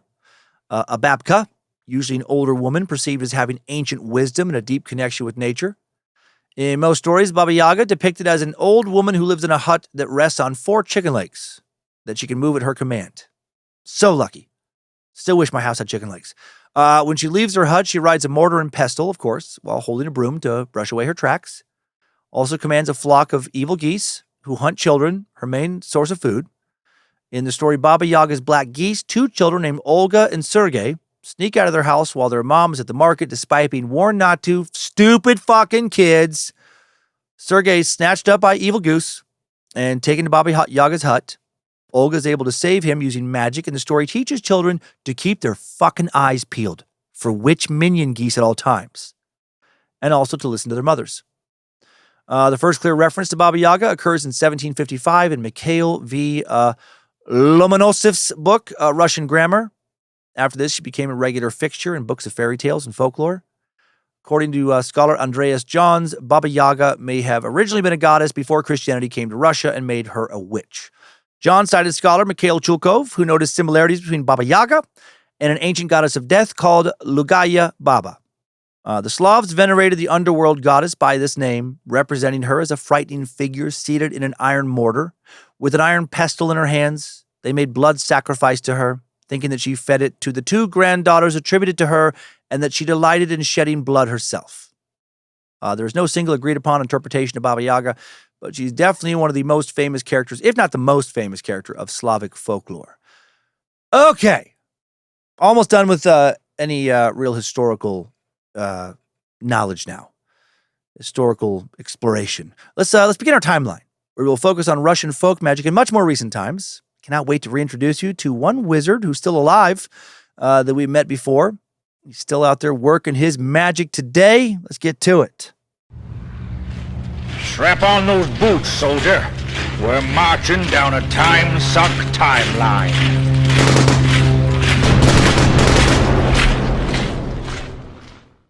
The biggest wizard in modern Russian history is Rasputin, who we covered in a previous episode, as I mentioned, actually a long time ago, episode 47. That dude did a lot to accelerate the fall of the last Russian Tsar. He had made a name for himself as a faith healer and also as a lunatic, womanizer, family abandoner. Eventually, through some royal court connections, he was able to help heal Alexa, the youngest child of Tsar Nicholas II. Alexa was a hemophiliac. Rasputin maybe used some magic to heal him, that's what people thought, but probably his advice to have the kid stop taking aspirin being a blood thinner, is what happened to heal him. Then as Russia's economy fell further into turmoil, it was already not doing good before Rasputin showed up. He did a bunch of crazy shit that made the Russian people think the Tsar was a fool to keep him around or bewitched, and he hastened the fall of the Russian Empire. He was seducing members of the royal court and insulting royal advisors, convincing women that his dick was God's sacrament and getting them to suck it, shooting the evil eye to all kinds of important people. A lot of people started to think before he was assassinated that he was truly the Antichrist. And the only reason he ever became essentially a member of the royal court, the only reason this maniac was allowed near the Tsar and his children was because of Russia's long history in believing in, his type of magic, as we went over. And this belief persisted after his death and the execution of the royal family by the Bolsheviks who came to power. There was a brief period in the early 1920s, where Russian folklore thrived because the revolutionary government could not dedicate any time to control literature yet. After Stalin came to power in the late 20s following Lenin, the government criticized and censored folklore studies because it was part of capitalism, they thought, and the old czarist system. Joseph Stalin, another former Timesuck subject, one of the fucking worst people ever, turned Russia into a military and industrial power, but it came at a cost of a lot of freedoms, a lot of death. During his reign, and the reigns of the communist leaders who followed him, magic and folklore did not thrive like they once did. But, it was still a part of everyday Russian life, even in cities. People just were quieter about it. Then on March 11th, 1985, Mikhail Gorbachev is elected General Secretary of the Communist Party. He restructures the Russian economy, promotes more openness with the West and the rest of the world, holds summit talks with President Reagan to end the Cold War. Gorbachev elected president of the Soviet Union in 1990. Same year, he wins a Nobel Peace Prize. And under Gorbachev, magic starts once again to be practiced more openly in Russia. Gorbachev's own administration utilized astrologers. Mikhail Levin first became interested in astrology while studying mathematics at Moscow State University in the late 60s during a period of openness to new ideas in the Soviet Union, another little brief period. In the late 80s, officials working for Gorbachev invited Levin to the Kremlin to literally try and forecast the future and help make major political decisions. After the fall of the Soviet Union at the end of 1991, Levin began to focus on growing the Moscow Academy of Astrology, which he established in 1990. 2,000 people applied on the first day. Clearly a lot of interest. Pseudo-medicine, astrology, and fortune-telling regained popularity during the uncertain times during and after the fall of the Soviet Union. One famous figure who emerged, the most famous figure who emerged in this area, was psychic healer, magician, wizard, Anatoly Kashpirovsky, who performed televised sessions of magic. We first met this son of a bitch in the Granny Ripper Timesuck back in October of 2020. Kashpirovsky, born August 11th, 1939, as I record this, he is less than 2 weeks away from turning 86, and this motherfucker's still going strong. Still rocking heavily dyed black hair. Dude has strong Steven Seagal vibes. If Seagal actually was one of the poorly acted characters from one of his recent terrible movies and did not have a ponytail or a beer gut. These two could play brothers in a movie only people would enjoy who enjoy it's so bad it's good type of cinema. I was blown away that he was still going back in 2020. I'm more blown away now. He's even more popular. Kashpirovsky was once a weightlifter and a psychiatrist, maybe. It's impossible to trust any information about his past. At some point, this dipshit started claiming he had magical powers to cure the sick. In March of 1989, Kashpirovsky appeared on TV inside an operating room in Tbilisi, Georgia, via video link, guided a woman who he claimed could not use anesthesia through open abdominal surgery and proclaimed that his magic kept her from feeling any pain. And he told his viewers afterwards, "Now everyone who watched me can go to dentist and have their tooth pulled. There will be no pain at all." Well, this woman, Lisa Yershova, said in an interview months later that she actually experienced, quote, terrible pain during her surgery and only cooperated because she didn't want to let Kashpirovsky down. Reminds me of people who come out to accuse faith healers in North America, like that piece of shit Benny Hill of faking it, right? Because they are faking it. Every single one of those faith healers I've ever looked into are blatant grifters. She was also able to use anesthesia. She wasn't allergic to it or anything. She only agreed to forego anesthesia because Kashpirovsky promised to make her thinner and bring her along to his shows and around the world to show off his healing powers. And then when he did not keep that promise, she ratted him out. And more will rat him out later, and it will not matter. Kashpirovsky's magic star will continue to rise. How many times do we see shit like that? People, grifters, just so fucking good at failing upwards. It's like the more they lie, the more they cheat, the more they're rewarded. Makes my blood boil. And anytime they're called out on their bullshit, right? Somebody actually attempts to pin them down using actual facts, they just brush it off. Accuse their accusers, the media, whatever, of having some agenda against them. They're being targeted by nefarious forces trying to bring a good man down, and they just keep on marching forward. And if they do that long enough, eventually it doesn't seem to fucking matter who speaks out against them or what they say, because they have managed to so thoroughly brainwash their followers into believing that any and all allegations against them are always nothing more than lies and propaganda that, they're just like impenetrable. It's fucking crazy. Anyway, Kasparovsky becomes even more popular after another televised broadcast of another bullshit healing session in Kiev in October of 1989. This time, Kasparovsky is featured in a primetime slot, while his biggest rival, psychic Alan Chumak, is stuck with an early morning slot. And the fact that these two people were both on national TV on the same time, same day as magical healers and psychics shows how embedded in belief in magic, Russian society still was. Chumak's viewers placed water bottles or creams and lotions in front of their TVs to charge them with his energy, which he claimed would allow them to heal all their ailments. Kasparovsky chose to hypnotize his viewing audience and then heal them with magical powers while they're in a hypnotized state. Kasparovsky was compared by some to Rasputin, but he also began to regularly top polls as one of Russia's most popular public figures, second only to President Boris Yeltsin for a while. That's wild. Kasparovsky straight up said at a joint news conference in 1989, referring to the Russian people in general, "They idolize me. I can reverse what was once thought irreversible. I tap the inner resources of the body." Russian journalist Katya Murzina told a reporter for The Guardian years later, "The streets would empty whenever Kasparovsky came on TV. I was just a kid, but I remember we all talked about his shows at school. Everyone was convinced he really could heal the nation.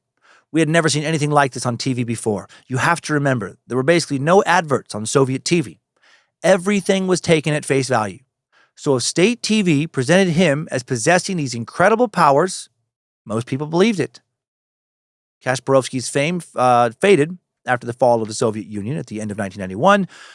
Some began to claim his mass hypnosis sessions drove people mad, did not heal people.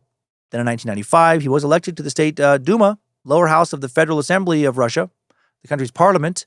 But after one term, he left Russia for the U.S., where he found lucrative work treating immigrants from the former Soviet Union. Meanwhile, in Russia, magic and the paranormal becoming more popular overall than ever.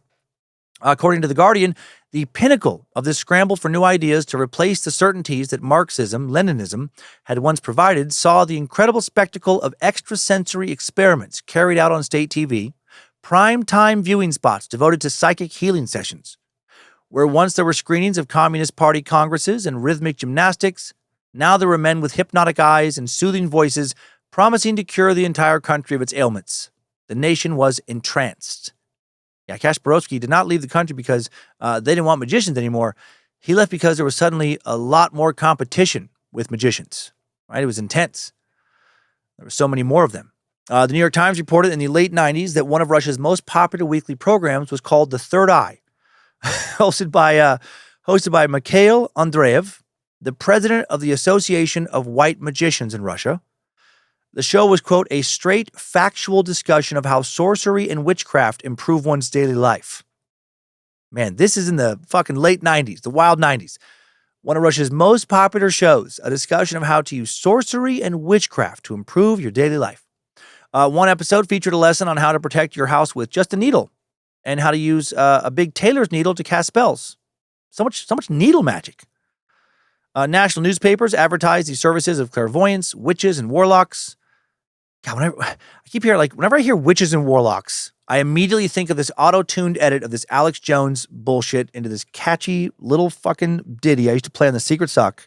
Witches and warlocks are full of shit. Pumpkin possums, not sick of it. You keep interrupting me. And all of it's lies. Because you're lying. That's why. Oh, Alex Jones, you fucking piece of shit. Actual medical doctors in post-Soviet Russia were now sometimes advising their patients to see a babka, an old woman with healing powers, which we learned about earlier in the episode.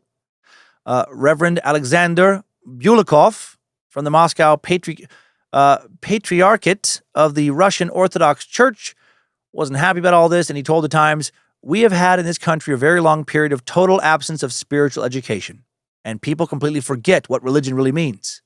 People have lost their spiritual immunity to resist evil. They have become confused, and they often have trouble knowing what is good and bad." He was just pissed that people were suddenly more interested in Slavic magic than Jesus magic. Always cracks me up when somebody from one spiritual belief system complains that people have lost their minds because they've chosen to follow a different spiritual belief system. I mean, they're all just based on faith and magical thinking. Reverend Bulikov was asked if belief in witchcraft was more prevalent in rural areas and said, "We witness it far more often in the cities. In villages, the old attitudes toward the church are still alive and immunity against evil is better preserved." That was not what I expected. Some people believe so strongly in evil magic that they were willing to openly try and kill suspected witches and wizards. This following story is intense. In 1997, a man and his nephew joined forces to attack a woman they claimed had used black magic to cast a spell. Another woman, a relative of this supposed witch, came to her aid. She fucking died during a knife and hammer attack that followed. Several children, in addition to the alleged witch, were badly injured. This incident occurred February 22nd, 1997, and here's how it went down in more detail. Sasha Lebyodkin and his nephew, Sergei Gretsov, went on their witch hunt in the small village of Terahovo near the Ukrainian border. They armed themselves with hammers and knives, entered the home of 22-year-old Tanya Tarasova, the woman they believed was a witch who had cast some sort of spell on them. Another woman was there, Reza Tarasova, Tanya's first cousin, and she was fucking murdered. 4 out of her 5 children hospitalized thanks to hammer blows and knife attacks. These dudes went nuts with her literal witch hunt. Tanya received numerous hammer blows to the head, but lived. This was the first murder in the tiny village of around 100 people since the Bolshevik Revolution. The men claimed they'd been terrorized by half-human beasts and incantations that had literally set their eyes on fire. That's crazy. They were able to hammer the shit out of those kids and 2 women with, pairs of burn-up eyeballs. They also actually said in a joint statement issued the following day after the attack, quote, "We went there to kill the entire family because Tanya had used her black magic and sent ruination upon us."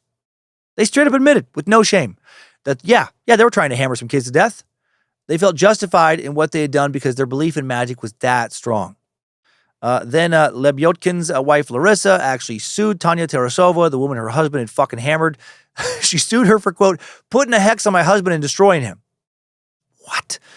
She also requested the police confiscate a book titled Black Magic that she believed was in the house. It wasn't, as far as I can tell.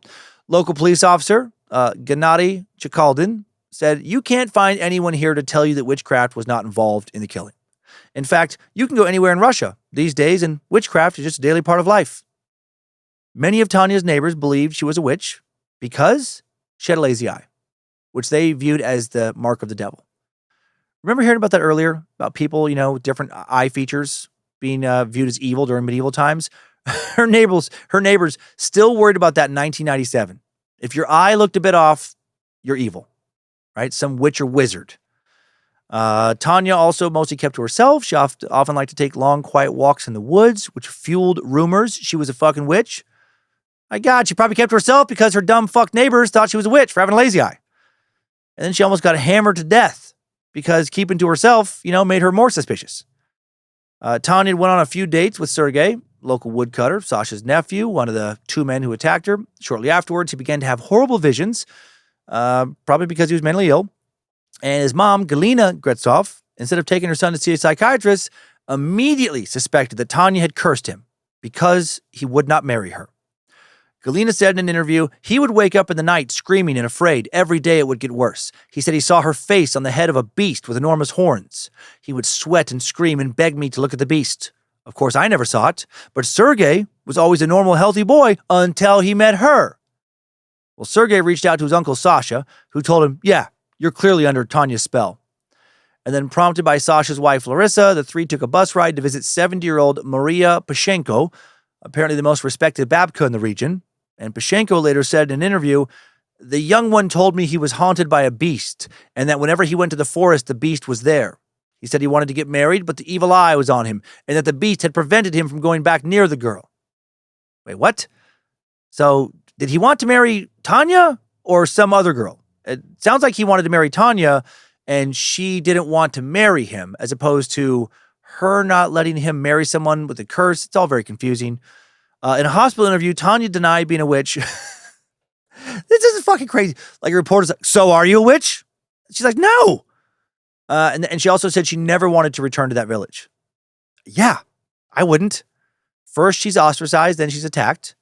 Her uncle, Stepan Kopolov, said These men killed my sister. They talk of black magic and horrible spells.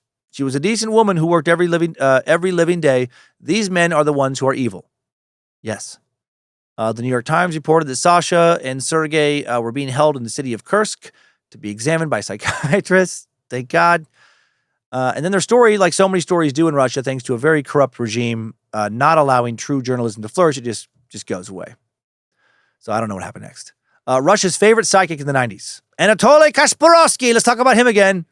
Bizarro World Steven Seagal, which is saying a lot since Steven Seagal is so fucking weird. He returned to Mother Russia from the U.S. in late 2009, now hosting a TV show dedicated to paranormal investigations, but the show doesn't last long. It's a one-and-done season. But he doesn't give up. He stays in Russia. The very next year, in 2010, he starts a YouTube channel, starts posting videos from his shows in different countries and from within Russia.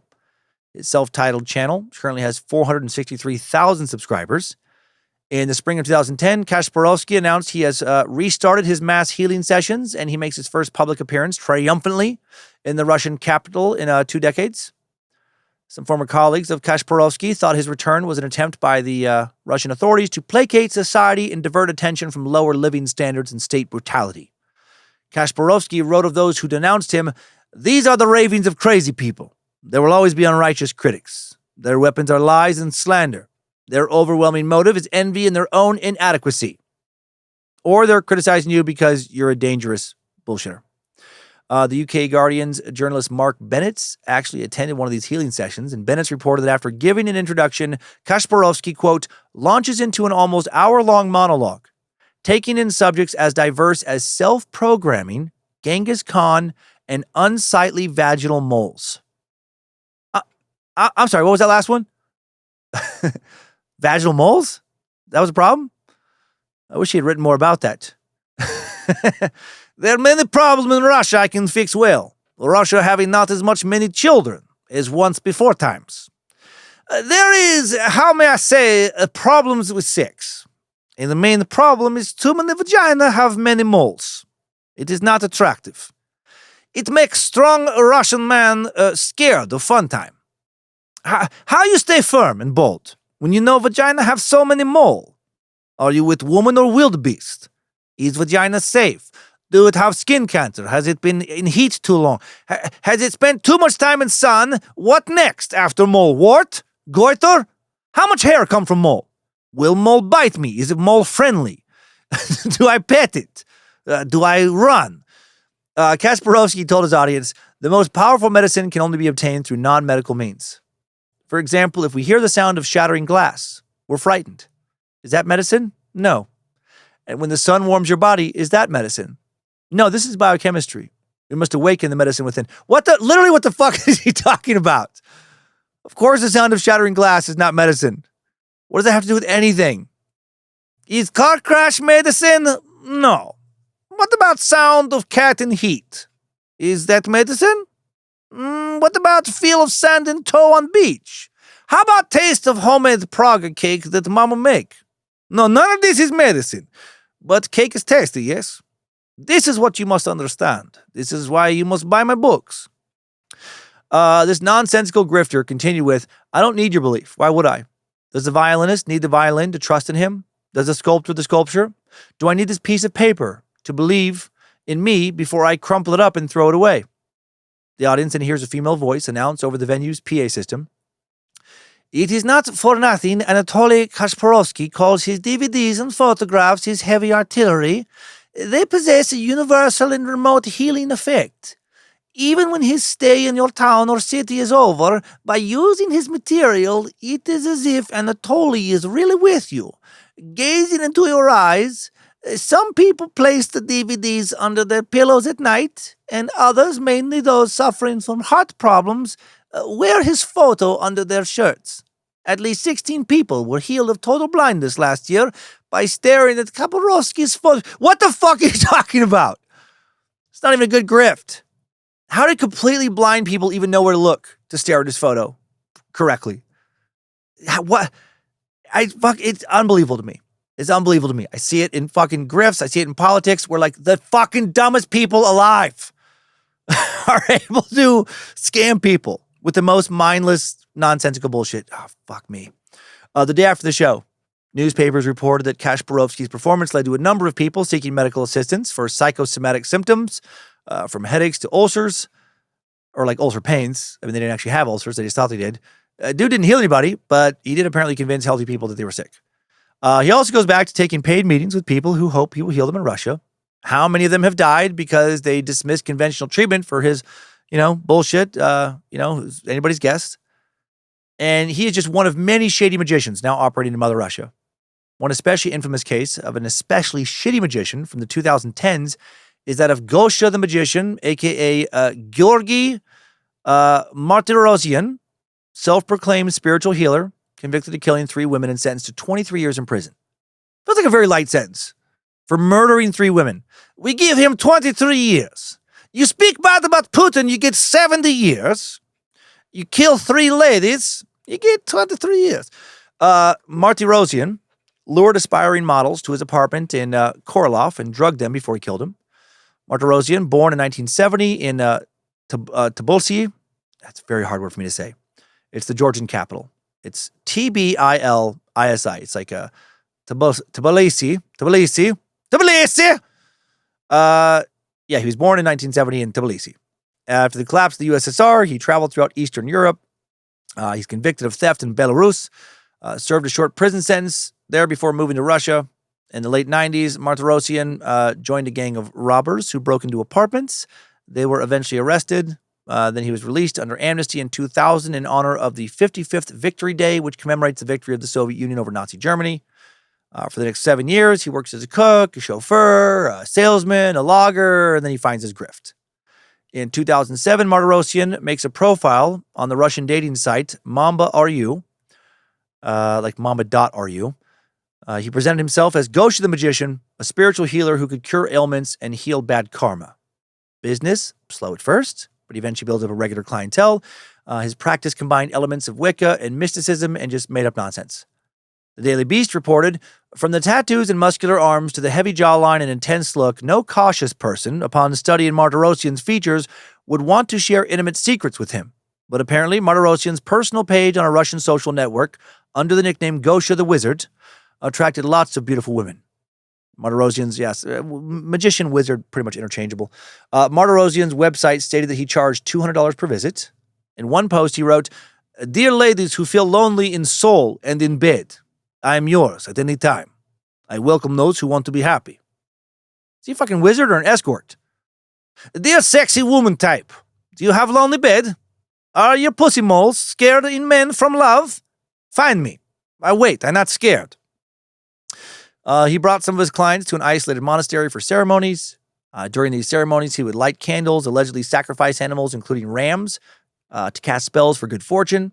Some of his clients wanted health issues cured, career improvements, or wealthy husbands. Many of them were regulars for years. They trusted him unfailingly, which makes sense when looking at some social context. According to a survey from the Levada Center, an independent non-governmental research organization, only about 15% of the Russian population actually trusts the state medical system, and most Russians suspicious of modern medicine in general. I get being suspicious of just about anything, actually. What I don't get is being suspicious of modern medicine, but then not being suspicious of some ding-dong like Gosha the magician or Gosha the wizard. And again, those two words pretty much interchangeable when it comes to describing Russian magic practitioners. In 2009, an escort named Rima became Martyrosian's client, and she started referring her friends to him. As word spread about his services, he starts to make more and more money, enough to purchase a home in an affluent neighborhood in Korolyov, a city in the region of the Moscow Oblast. He lived with his common-law wife and young daughter, frequently went on vacations around the world, had about 40, 50 regular clients, including some famous singers, some beauty pageant contestants. Then he started to turn down all men who applied for his services. He began to primarily accept only pretty, wealthy young women. Nothing suspicious there. And he began to incorporate sex into his rituals. So all on the up and up. Sounds like the beginning of a cult episode. Greedy for more and more money, Martyrosian now plotted to befriend a client and convince him to withdraw all the funds in their bank account and give them to him in cash. He planned on telling them he would take his money, or their money, to a babka in Moscow who would help them amass riches in combination with his powers. His first intended victim was a businesswoman named Olga R., but she caught onto his scheme, cut off all contact with him. Martirosyan then decided to ditch his original plan and started performing rituals at some clients' homes, and he chose 24-year-old Natalia Trepskanova as his next victim. Natalia, an aspiring model from Nizhny Novgorod. She moved to Moscow, was searching for love and success. She often looked at photos of rich bankers and Russian Forbes, dreamed of marrying them one day, or one of them, not all of them. And Natalia had also been saving money for a business startup until she met Gosha the magician. Natalia went to him because she suffered a spinal disc herniation due to a rowing injury as a teen, and that caused her pain while walking in heels, which was an essential part of her modeling career. Natalia had also started doing escort work, and she asked Martirosyan to view photos of her clients and warn her if any of them were dangerous. Martirosyan would later tell the police she was officially working for some company, but that was just a cover. She was actually working as a high-class prostitute, and she had a lot of rich clients. Natalia was Gosha's client for several years. He convinced her to cut off contact with her boyfriend at one point, told her a friend from her modeling agency was trying to poison her at another point, just completely meddling in, messing up her life based on his magical and I'm sure entirely made-up visions. In September of 2011, Martirosyan asked her to empty all her bank accounts, bring all her money to Moscow for some very powerful magic. During her last visit with her parents, Natalia mentioned that a magician named Gosha advised her to withdraw all of her money so he could charge the money with energy that would multiply her wealth. My God, the stupid shit people get conned into. He was going to charge her money, magically multiply it.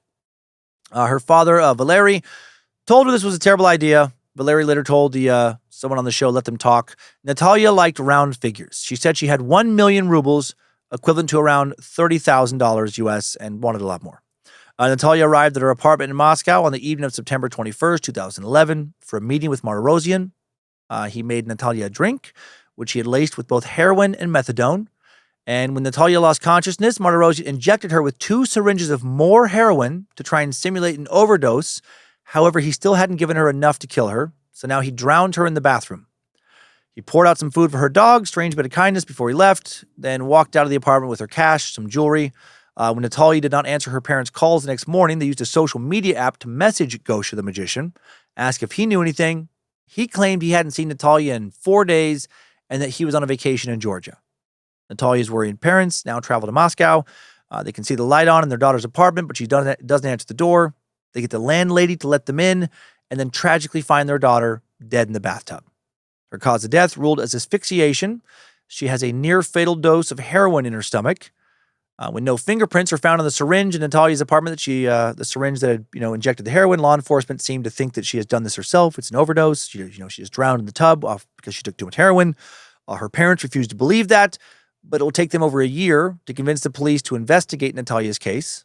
Martirosyan is questioned, but released due to a lack of evidence. Meanwhile, Martirosyan has moved on to his next victim. Through contacts with models, Martirosyan finds 21-year-old Maria and 38-year-old Natalia Agrakovi, a mother and daughter combo from Krasnodar. He learned that Maria wanted to enter the fashion industry and Natalia wanted to work as a fitness instructor and dance show director. He knew they had money and volunteered to help them, quote, carry out a ceremony of fortune. He rented a one-room suite in Moscow, told them to show up with 5.1 million rubles on January 14th, 2012. Their bodies are found a week later, and an autopsy determines their bodies each contained approximately 20 times the amount of heroin that Natalia Trepskanova had in her body. So just a bit suspicious that 2 women, neither of whom had a known history of heroin use, suddenly decided to go on a mother-daughter drug binge and try and set the world's record for the most heroin dose, or the most heroin taken at one time. While searching the Agarov's apartment, investigators find standard cigarettes with teeth imprints in them in the ashtray next to the cigarettes Natalia was known to smoke. After speaking to friends, looking through phone records, the police are led to Martirosyan, who smoked the exact type of cigarette found in the ashtray. Those same cigarettes also found in Natalia Trepskanova's ashtray. It was Alexander Kinstein, the chairman of the Security Committee of the State Parliament, who pushed authorities to reinvestigate Natalia's death after he heard Natalia's father's plea.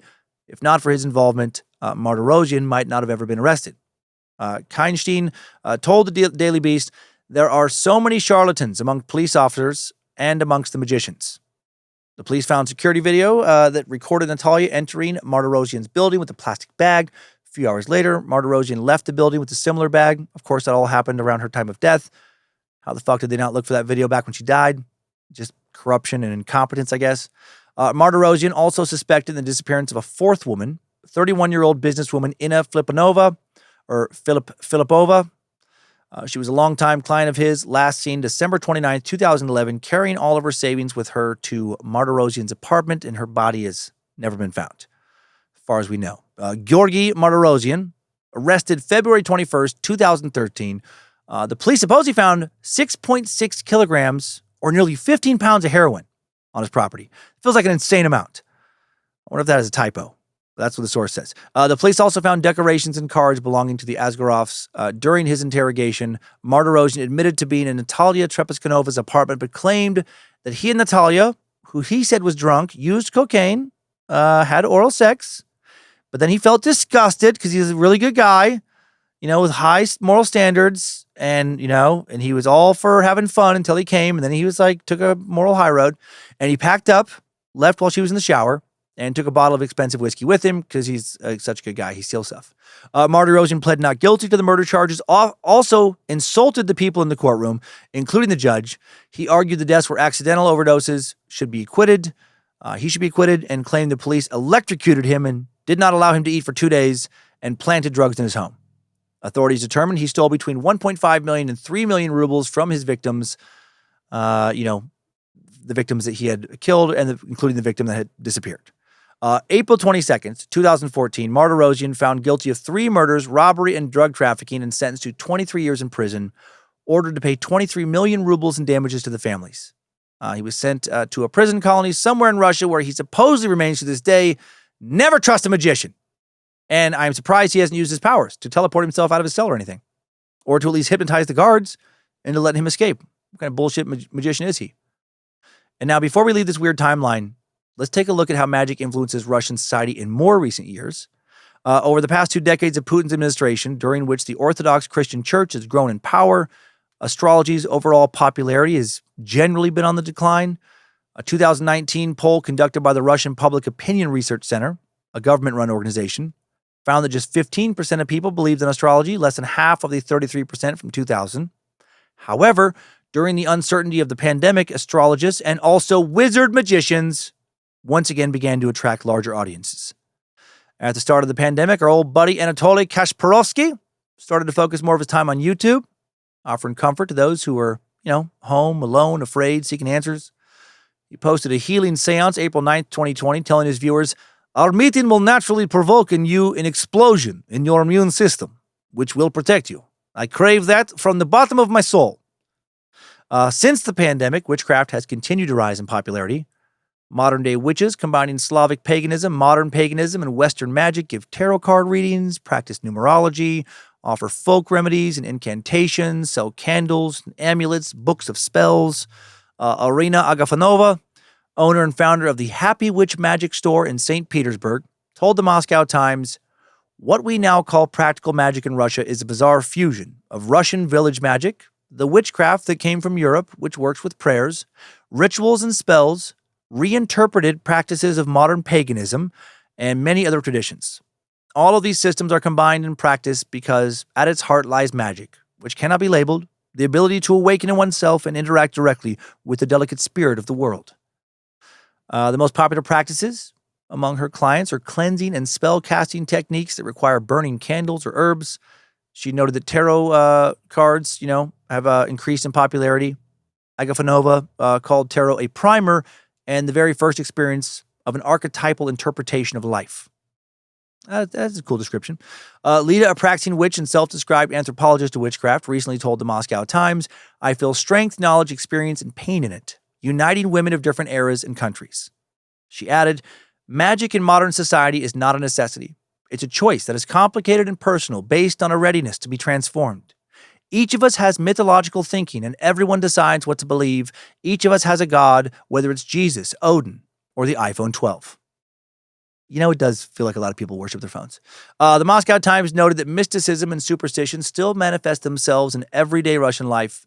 In order to avoid jinxing something, it is common today in Russia to spit over your left shoulder 3 times. It's kind of gross. If you have to go back home to retrieve something you forgot, you can look into a mirror before you depart again to ensure a safe journey.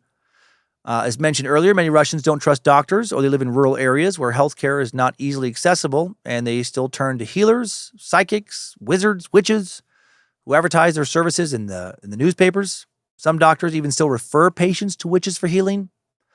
According to 2017 data from Russia's health ministry, almost 1 million people were earning a living from working as a folk healer, psychic medium, or similar service like a witch or warlock that year, out of a total population of 145 million. So about 1 out of 150 people working as a wizard or witch.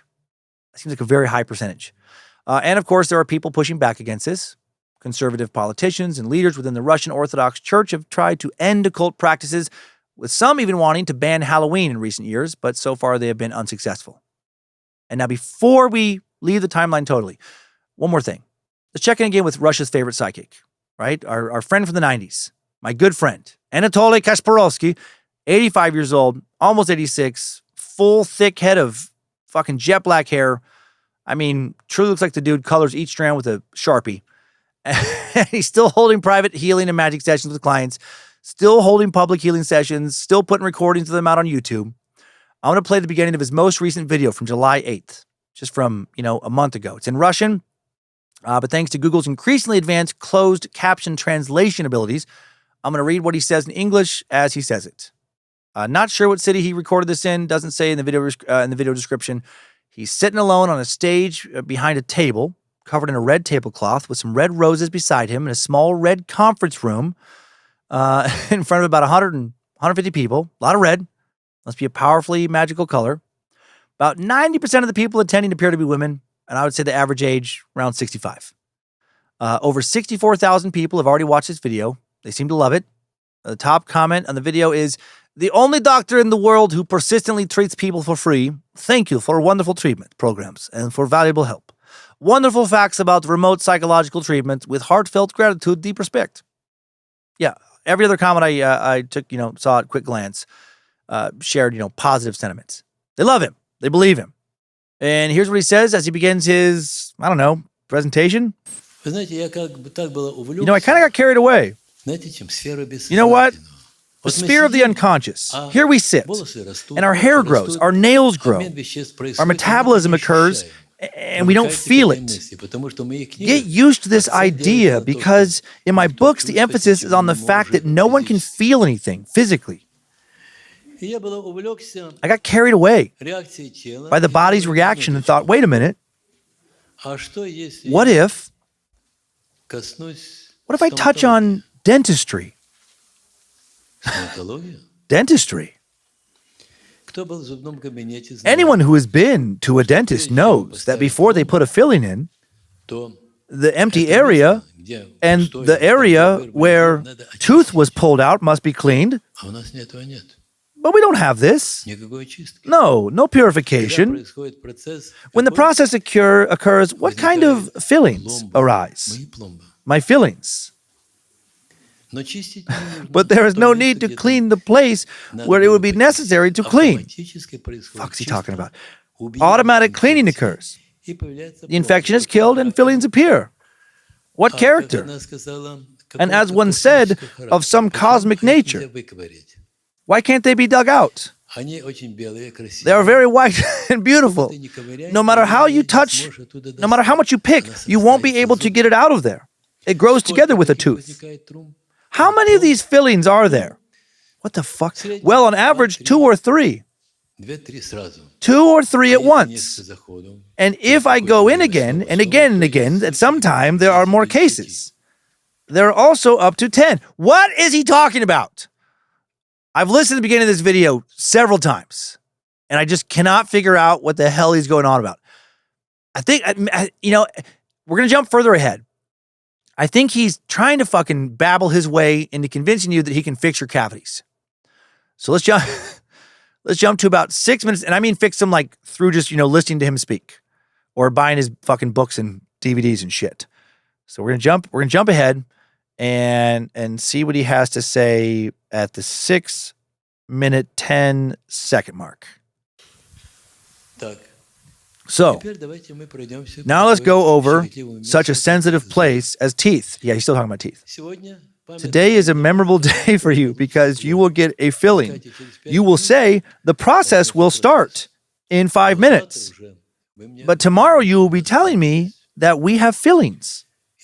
How many out of 100 people? He's talking about how many people are there. Fine. Out of 1,000, one is a lot. Many. Do you want everything? Basically, here in our country, in our conditions, that's practically everything. What will you feel? Nothing at all. Because this filling, when it appears, somehow grows together with the tooth. There's no way to get her out of there. And you can add that to my list of those for whom this has happened. Do you want this? Well, of course you want to. Okay. You know you can be deaf, but blind. Okay. And when there are no teeth, you may not have a single tooth. The most important thing is that the heart works, that the tissue works, and that there is vision. They're just fucking these old ladies just staring ahead like, what? But like, I get the vibe that like nobody fucking knows what he's talking about. Not a single person there. But none of them want to admit it. How the fuck did this guy become rich with this bullshit? Okay, 20 minutes later, he does some weird faith healing stuff on stage where one woman ends up falling down, sleeping on the stage to, I guess, cure her heart arrhythmia, is what he kind of says. He sends other women just kind of running back and forth on stage like idiots, like chickens with their heads cut off. That's to cure their heart ailments as well, I guess. About 40 minutes in, he knocks about 10 women down on stage like they're living dominoes. And then at the end of the show, an hour and 7 minutes in, he walks back and forth on the stage and just touches people who reach up to him and solemnly, I guess heals them with his magic. So let's just listen. There's got like some music going. Gets a little more lively towards the end of his presentation. Okay. Voila! Abracadabra, I am a magician! The fuck? You have just a bunch of people kind of like quietly clapping, looking very confused, getting touched, getting their hand shaked. Oh my God, what the fuck is still going on over in Russia? Do you believe in magic? No, I don't. Not this kind. I wish he would make an infomercial. I know we don't really have infomercials around here because, who the fuck cares about late night TV when you can have YouTube? But you could make an ad that he could run on YouTube. If he did, in my mind, it would go something like this. Hello, it is I, Anatoly Kasparovsky, Russia's most premier magician, wizard, sorcerer man. Is life work perfect now for you? Are you health and full of vigor life full? Do you make love to beauty? Is vagina covered in mole? How are teeth? Are strong for chomping steak and full of life? Are teeth too soft and rotten from witch curse? And only pudding will suffice for nourishment. You confuse sound of breaking glass for medicine. I help with many of these things and more things as well. I fix heart attack. I kill cancer. I eat stomach pain. You must buy signed photo. Tape my jet black bowl cut wizard hair to face to chest at night for sleep and never die. Watch DVD for understanding power of sending on wind spells. I help you place curse on enemy. Abracadabra, make curse feel long and make cry tears of blindness and pain, burning gas of death magic. May taste my curse for days. Go to website anatolykasparovsky.ru.wizard.scam.power. Only 10,000 ruble. Only 10,000 more ruble for DVD. Or save money. Get both together for low cost of 50,000 ruble. Buy my magic and be blessed. Or do not buy and face curse. Do not risk my smite of filth. I burn lungs with smell of devil. I water eyes turn to fire. Buy my wizard magic today. You beg to be killed when you taste hot rat on tongue. Long live Russia. That'd be a pretty sweet fucking ad, right? I mean, that felt good. That felt really good. Now I feel satisfied with this timeline. Let's get out of here. Good job, soldier. You made it back. Barely.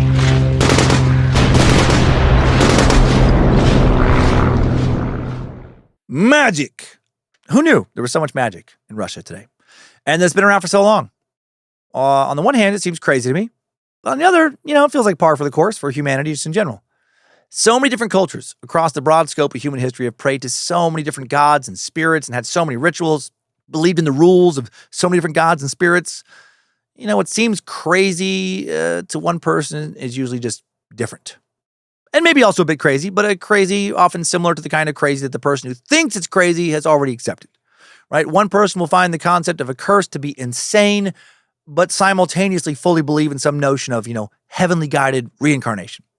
Another person will find reincarnation to be a silly, ludicrous concept, but fully believe that the earth was created by an all-powerful God who created earth in 7 literal days, but really 6, because somehow this all-powerful God got tired and needed rest. Another person will find that notion absurd, but totally believe you can definitely speak with the dead, aka ghosts, via a seance. And someone who might laugh that away will be an atheist convinced that we're all living in a computer simulation being ran by wildly advanced entities from the future. And the list goes on and on and on and on. We're a fucking crazy species. Almost all of us. Or maybe literally all of us. I don't know. My advice with all this kind of stuff in the magical realm is just, take it with a grain of salt. Be skeptical. Some wizard trying to convince you of their magical powers because they truly want to help you in some way or because they just want your money and adulation. And same for a preacher.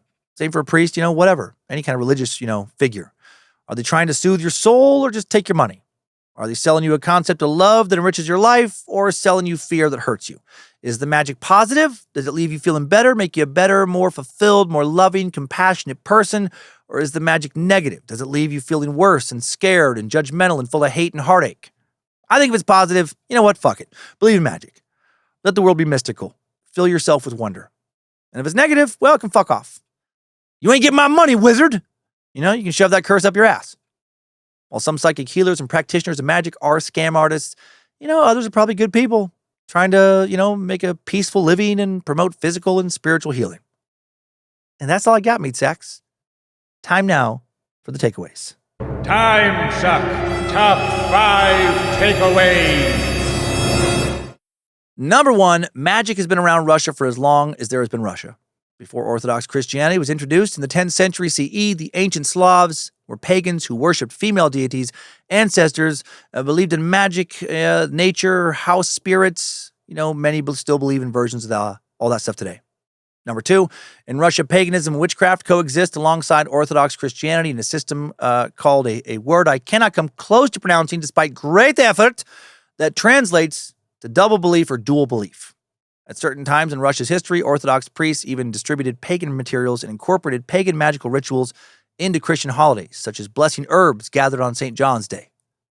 Number 3, in Russia, a wizard is typically called a koldan, a witch often called a vidma, which means knower.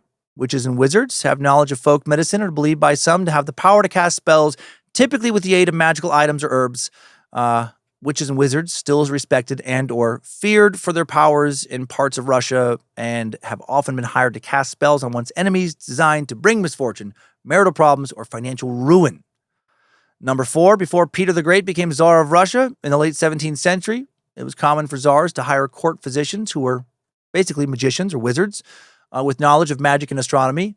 They brought with them knowledge of magical practices from the West, leading to a division in society between high magic and low traditional folk magic. And number 5, new info, still learn a bit more about our black Sharpie-haired boy. You got to see a picture of him sometime.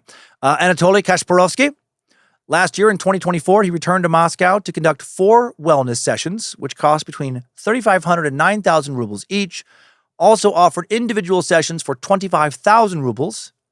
At all his sessions, he sold magic salt, CDs with pre-recorded healing sessions, books, photos, and flash drives of songs. He apparently earned about 6 million rubles in 4 meetings, or about 75,000 US dollars. Not a bad fucking week. Not bad money for a modern day wizard. Timesuck. Top 5 takeaways. Russia's wizards, witches, and folk magic has been sucked. Always love learning more about Russia. Hope you did too. I would love to visit Russia. I would really love to visit Russia if it wasn't for fucking Putin. Thank you to the Bad Magic Productions team for all your help making Timesuck. Thanks to Queen of Bad Magic, Lindsay Cummins. Thanks also to Logan Keith helping to publish this episode and designing merch for the store at badmagicproductions.com. Thank you to Olivia Lee for her research. Also, thank you to the All-Seeing Eyes moderating the Cult of the Curious private Facebook page, the Mod Squad making sure Discord keeps running smooth, and everybody over on the Timesuck subreddit and Bad Magic subreddit. And now, this week's Timesucker Updates. Updates? Get your Timesucker updates. First up, Slim, Happy, and Jack Sack, Brian Skippers. Send a message into Bojangles at timesuckpodcast.com with the subject line of, "This is all your fault, Dan." And Brian wrote, "Hey, Dan and the Timesuck crew, you did this to me. This is 100% your fault. I was a normal dude once, overweight, exhausted, full of excuses. Then I started listening to Timesuck. Suddenly, I'm running half marathons for fun and signing up for triathlons like some kind of masochist with a podcast addiction. Now, I know those things don't sound like they're connected, but let me explain. Dan, you are easily my fourth favorite comedian." Can't let your ego get too big. Fair. But Timesuck is my undisputed number one podcast. As a hopeless infophile, a term I am coining right now, I crave knowledge like some people crave carbs.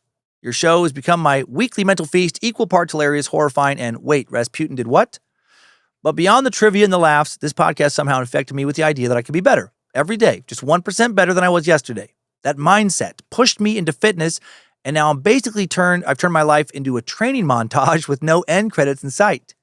3 years ago, I was 250 pounds at 5'6". Today, I'm down to 165 pounds, still 5'6", which is frankly offensive. But I'm faster, stronger, and chasing goals than ever imagined. And one of the biggest reasons is a fellow Cult of the Curious member, JD Roberts. JD randomly commented on one of my fitness posts when I was about 50 pounds down. Since then, he's become my personal hype man and long-distance sadist. He's an ultra runner, somebody who willingly signs up for 100-mile races and probably considers toenails optional. Thanks to his encouragement, I went from not being able to run a single mile last October to running 5Ks after a month, completing a 10K 2 months later, finishing a half marathon in 2 hours and 9 minutes just 4 months after I started running, and now I'm all in. October 2025 is going to be my first full marathon. In 2026, I'll run my first triathlon and half Ironman. 2027, my first full Ironman. 2028, my first 50-miler, just in time for my 42nd birthday midlife crisis. And yes, JD's promised to be there, even though we have never met in person. That's a kind of insane, wonderful community you've built. I would argue that you guys have built that, and especially our moderators, but thank you. Also, because clearly I didn't have enough self-inflicted suffering, I started a fitness group called Black Flag Fitness. We're still small, less than a dozen members, but 3 of us are proud timesuckers. Our motto, no finish line, no end goal, no quit, no mercy, just a daily grind to be better from now till death. You know, uplifting stuff. So Dan, thanks, I guess. Thanks for breaking my brain, inspiring my grind, and creating a community weird enough to cheer it all on. I blame you and JD and the whole cult and somehow Nimrod. Hail Nimrod, hail Josephina, hail yourself, and keep on sucking while I keep on sweating.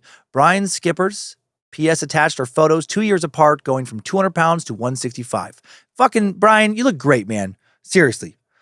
Love that you're out there in the sun on your stand-up paddleboard and those photos. I wanted to include your message, not because you love this show, which I so appreciate, but because JD Roberts, somebody you have never met in person, has taken the time to encourage you online.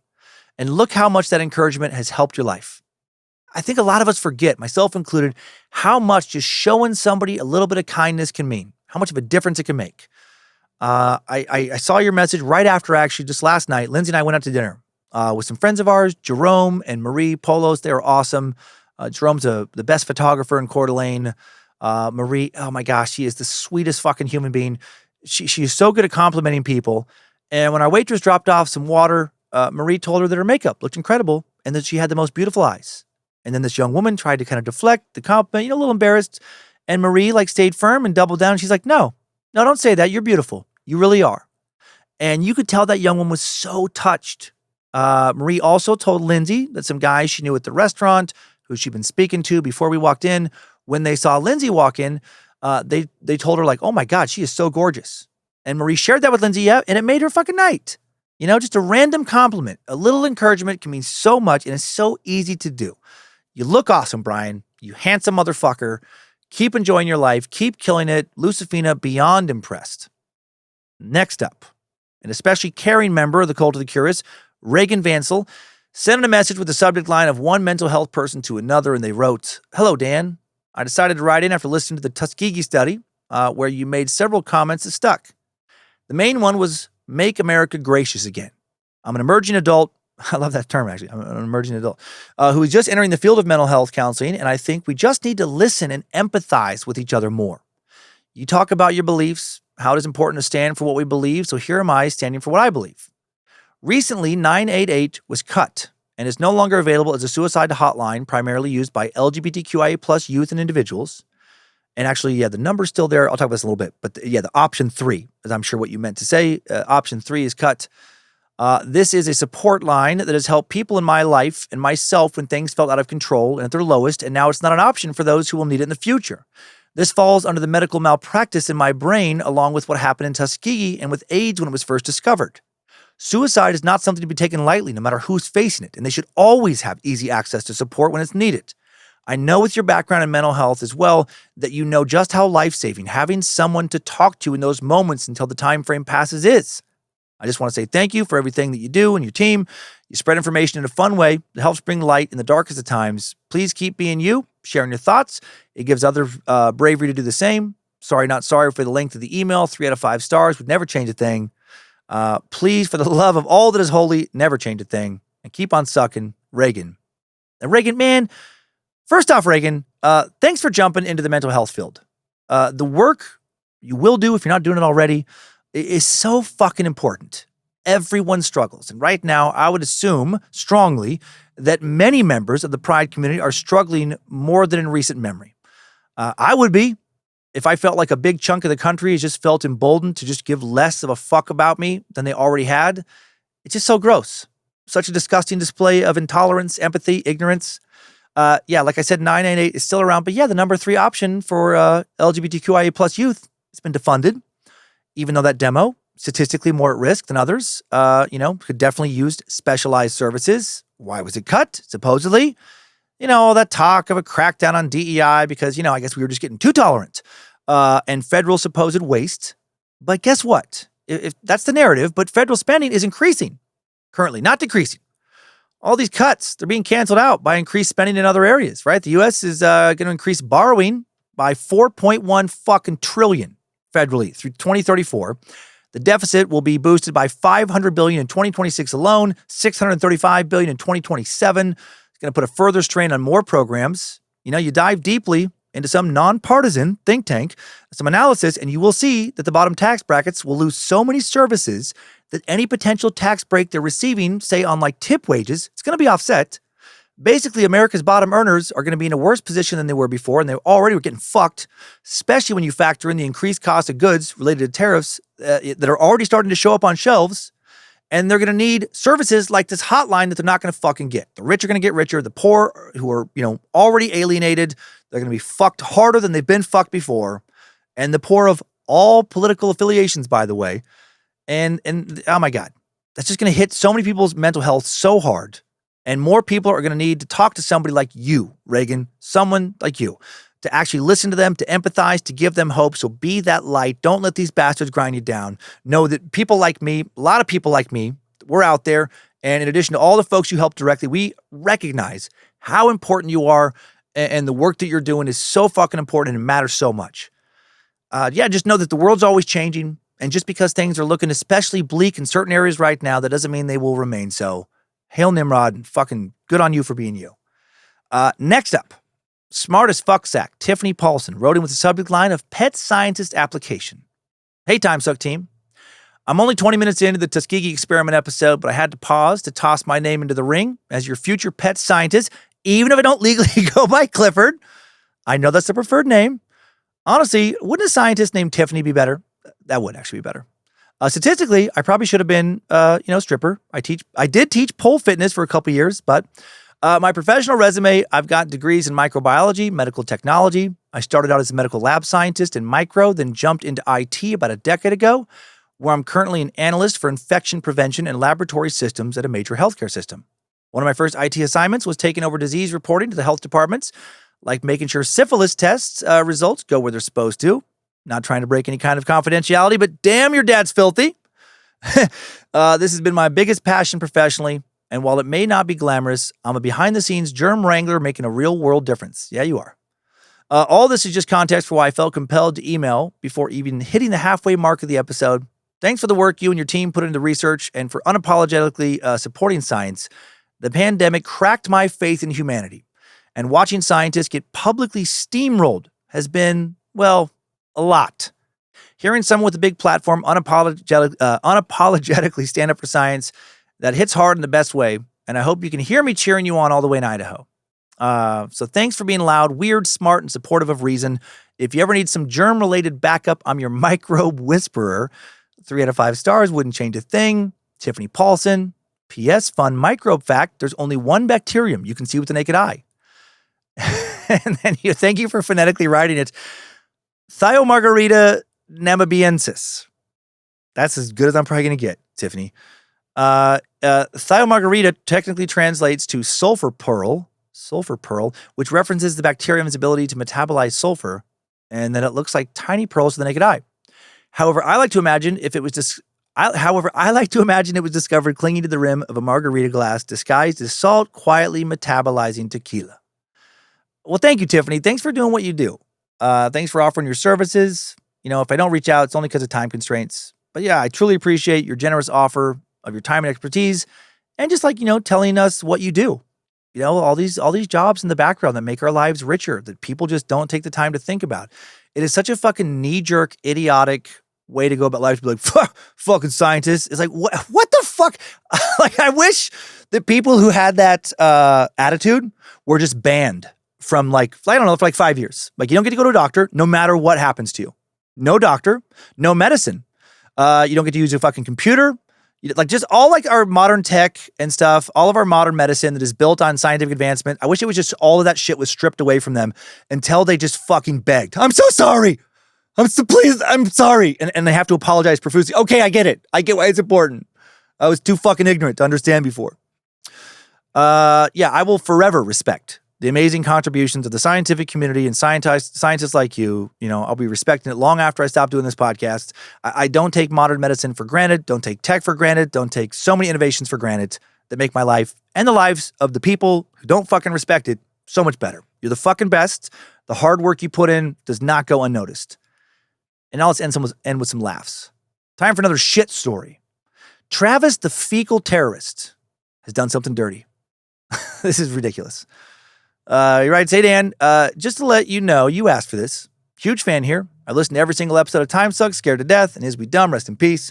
Even my favorite escape from reality for years. So when you mentioned that story about the night caller taking a poop in someone's bed and called out for others to send in their own tales of bowel-powered vengeance, that's well phrased. I knew you'd love this. This one goes back to when I was 14. Names have been changed to protect the not so innocent. Now, I've always been the kind of kid who would take a dare too far. My crowning achievement at that point had been just a little more than a dare. I would sneak into my grumpy old neighbor's porch or onto, swipe his morning paper, climb up the side of his house using a small tree, sit on his chimney like it was a porcelain throne, newspaper open, reading and pooping like a gentleman. Oh my God. My friends were down below, rolling on the ground, laughing hysterically. I jumped back down like Batman if he worked at Taco Bell.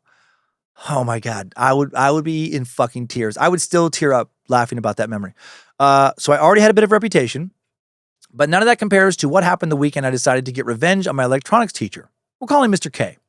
This guy was pure evil. Had a sadistic habit of disciplining kids in class by charging a capacitor on one of the best benches, or one of the test benches, and then zapping them on the neck if they fell asleep. God, you get sued for that today. One day I was his victim, and after that rude awakening, I knew I had to plan some vengeance. I took note that his classroom had a huge skylight directly above his desk. That Friday, I called upon my two buddies, Eric and Ryan, asked if they wanted to go camping at this old abandoned cabin in the woods behind the high school. We all told our parents we were staying at each other's houses, yep, classic cover, and snuck off. This place hadn't been lived in for decades. The floor sagged. The furniture looked like raccoons had been throwing keggers in there. It was the kind of place teenagers went to make out for the first time, smoke their first cigarette, that type of place, and it was perfect. I brought it up casually. Hey, you guys know how I know how to get up on top of the high school roof, right? They were both in disbelief, but they were in. They didn't know that. Then I led them to the woods, back down to the high school. We used a big industrial dust collector behind the woodshop to scale up the side of the building. As soon as we were up there, they could tell I was on a mission. I led them straight to a skylight above Mr. K's classroom. I had scoped it out earlier in the week. They still thought we were just messing around, but then I dropped the bomb. I'm going to shit on his desk, I said. They thought I was joking. I wasn't. Oddly enough, there was gravel on the roof like what you'd see in a driveway, so I grabbed a nearby rock, smashed a corner of the skylight, pulled it open just enough to get a clean shot, squatted carefully over the hole like a bald eagle of vengeance, and dropped a payload I'd been holding in for 2 days. It hit that desk like a mortar strike. When it connected, it splattered everywhere. It wasn't just a poop, it was art. If justice had a smell, this was it. My friends were stunned. They laughed so hard I thought one of them was going to stumble off the edge of the roof. After that, we decided to explore a little bit. We climbed a ladder up to a higher part of the school. We were bouncing around on these long rubber pads. Unbeknownst to us, we were triggering an alarm system. It was like those old rubber house-style bells you'd run over at an old gas station. The janitor inside the school heard the alarms going off like an orchestra, figured something was up. Next thing we know, flashing red and blue lights. At this point, we're on top of the gym, the tallest part of the school. Oh my God, my high school was built just like this. We tried to stay hidden. I laid, but figured it was no use, so I stood up and walked to the edge. A cop shined a spotlight on me and shouted, "Don't move!" One even had a gun drawn. It was wild. Then they yelled, "Who's up there with you?" I said, "I don't think my friends will want me to give up their names, but hold on, I'll ask them." I turned around and walked away from the edge towards my friends who were laying flat on their bellies, and the cop started screaming, "Freeze, don't move!" I squatted down and asked, "Do you want me to say your names?" They both said no. So I walked back to the edge and said, I jokingly said, "I don't know who they are," and they didn't think that was funny at all. They told me again, "Don't move." They completely lost their patience, enough to scare the hell out of us. They screamed at all of us to get down immediately. We climbed down, got handcuffed, we're put into the back of a cop car. As we're sitting there, the janitor came out and started talking to them, and we heard him say, I think one of them pooped on a desk. We all started giggling, even though we knew we were in deep trouble. They took me into what looked like a small interrogation room, made me call my mom at 2 a.m. Because I was still handcuffed, the cop held the phone for me as I pinched it between my ear and shoulder. She picked up and I said, "Mom, I got arrested." And she yelled, "Stop messing with me, I gotta get up for work." And then she hung up. The officer looked at me and asked, "What'd she say?" I said she hung up on me. He said, "Let me give her a call." He dialed and held the phone to his ear. I could hear her answer, "What the fuck do you want?" And he said, "Hello, ma'am, this is Officer McDonald from the police department. We have your son down here for trespassing and destruction of school property." She immediately now started yelling at him, "You little bastard! I know you're one of his friends, messing around again. This prank's getting old. I gotta work in the morning. Let me sleep." And then she hung up on him. He looked at me straight-faced and said, "She called me a little bastard and hung up." Finally, he called her back again. This time she believed it. 10 minutes later, she stormed in furious. He waited until she sat down and then asked, "Travis, tell us what you did on top of the school."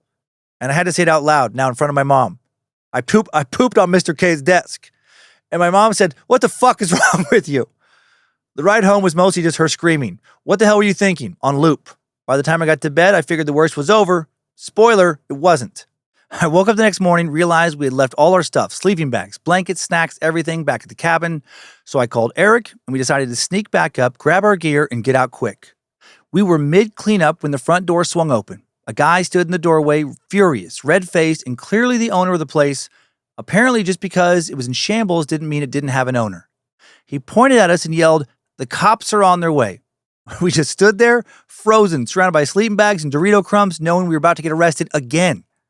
And then the same cops from the night before pulled up. Their shift still wasn't over. One of them looked right at me, squinted, and said, "Didn't I just arrest you guys a couple hours ago?" Yep, officially arrested twice within 6 hours. On the ride back to the station, the cops could not stop laughing. "Dude," one said, "you're about to set the juvenile detention record."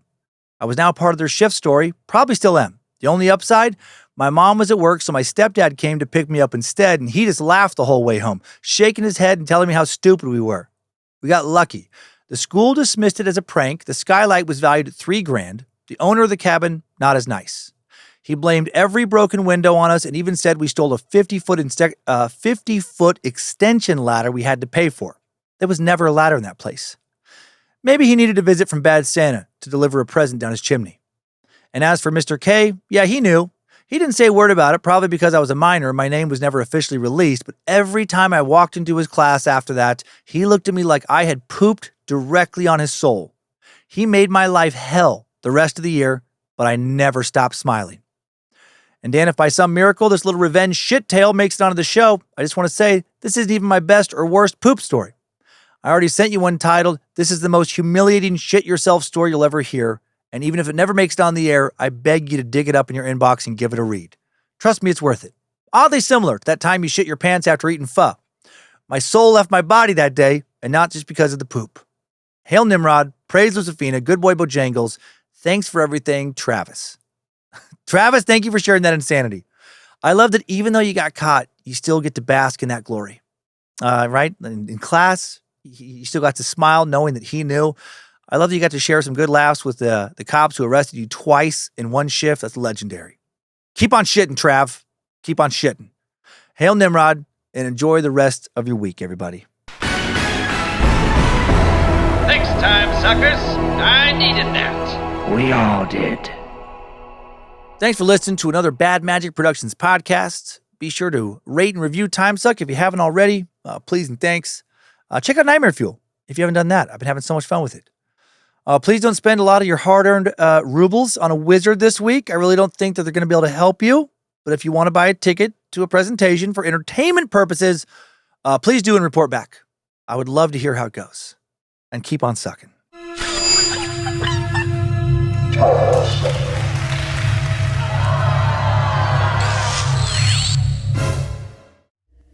Bad Magic Productions.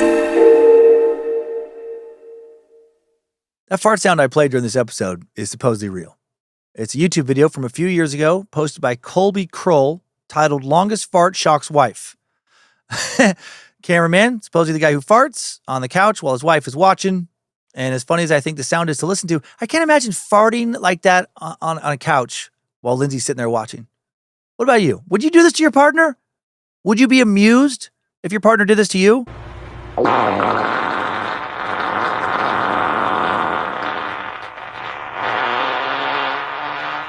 Good God.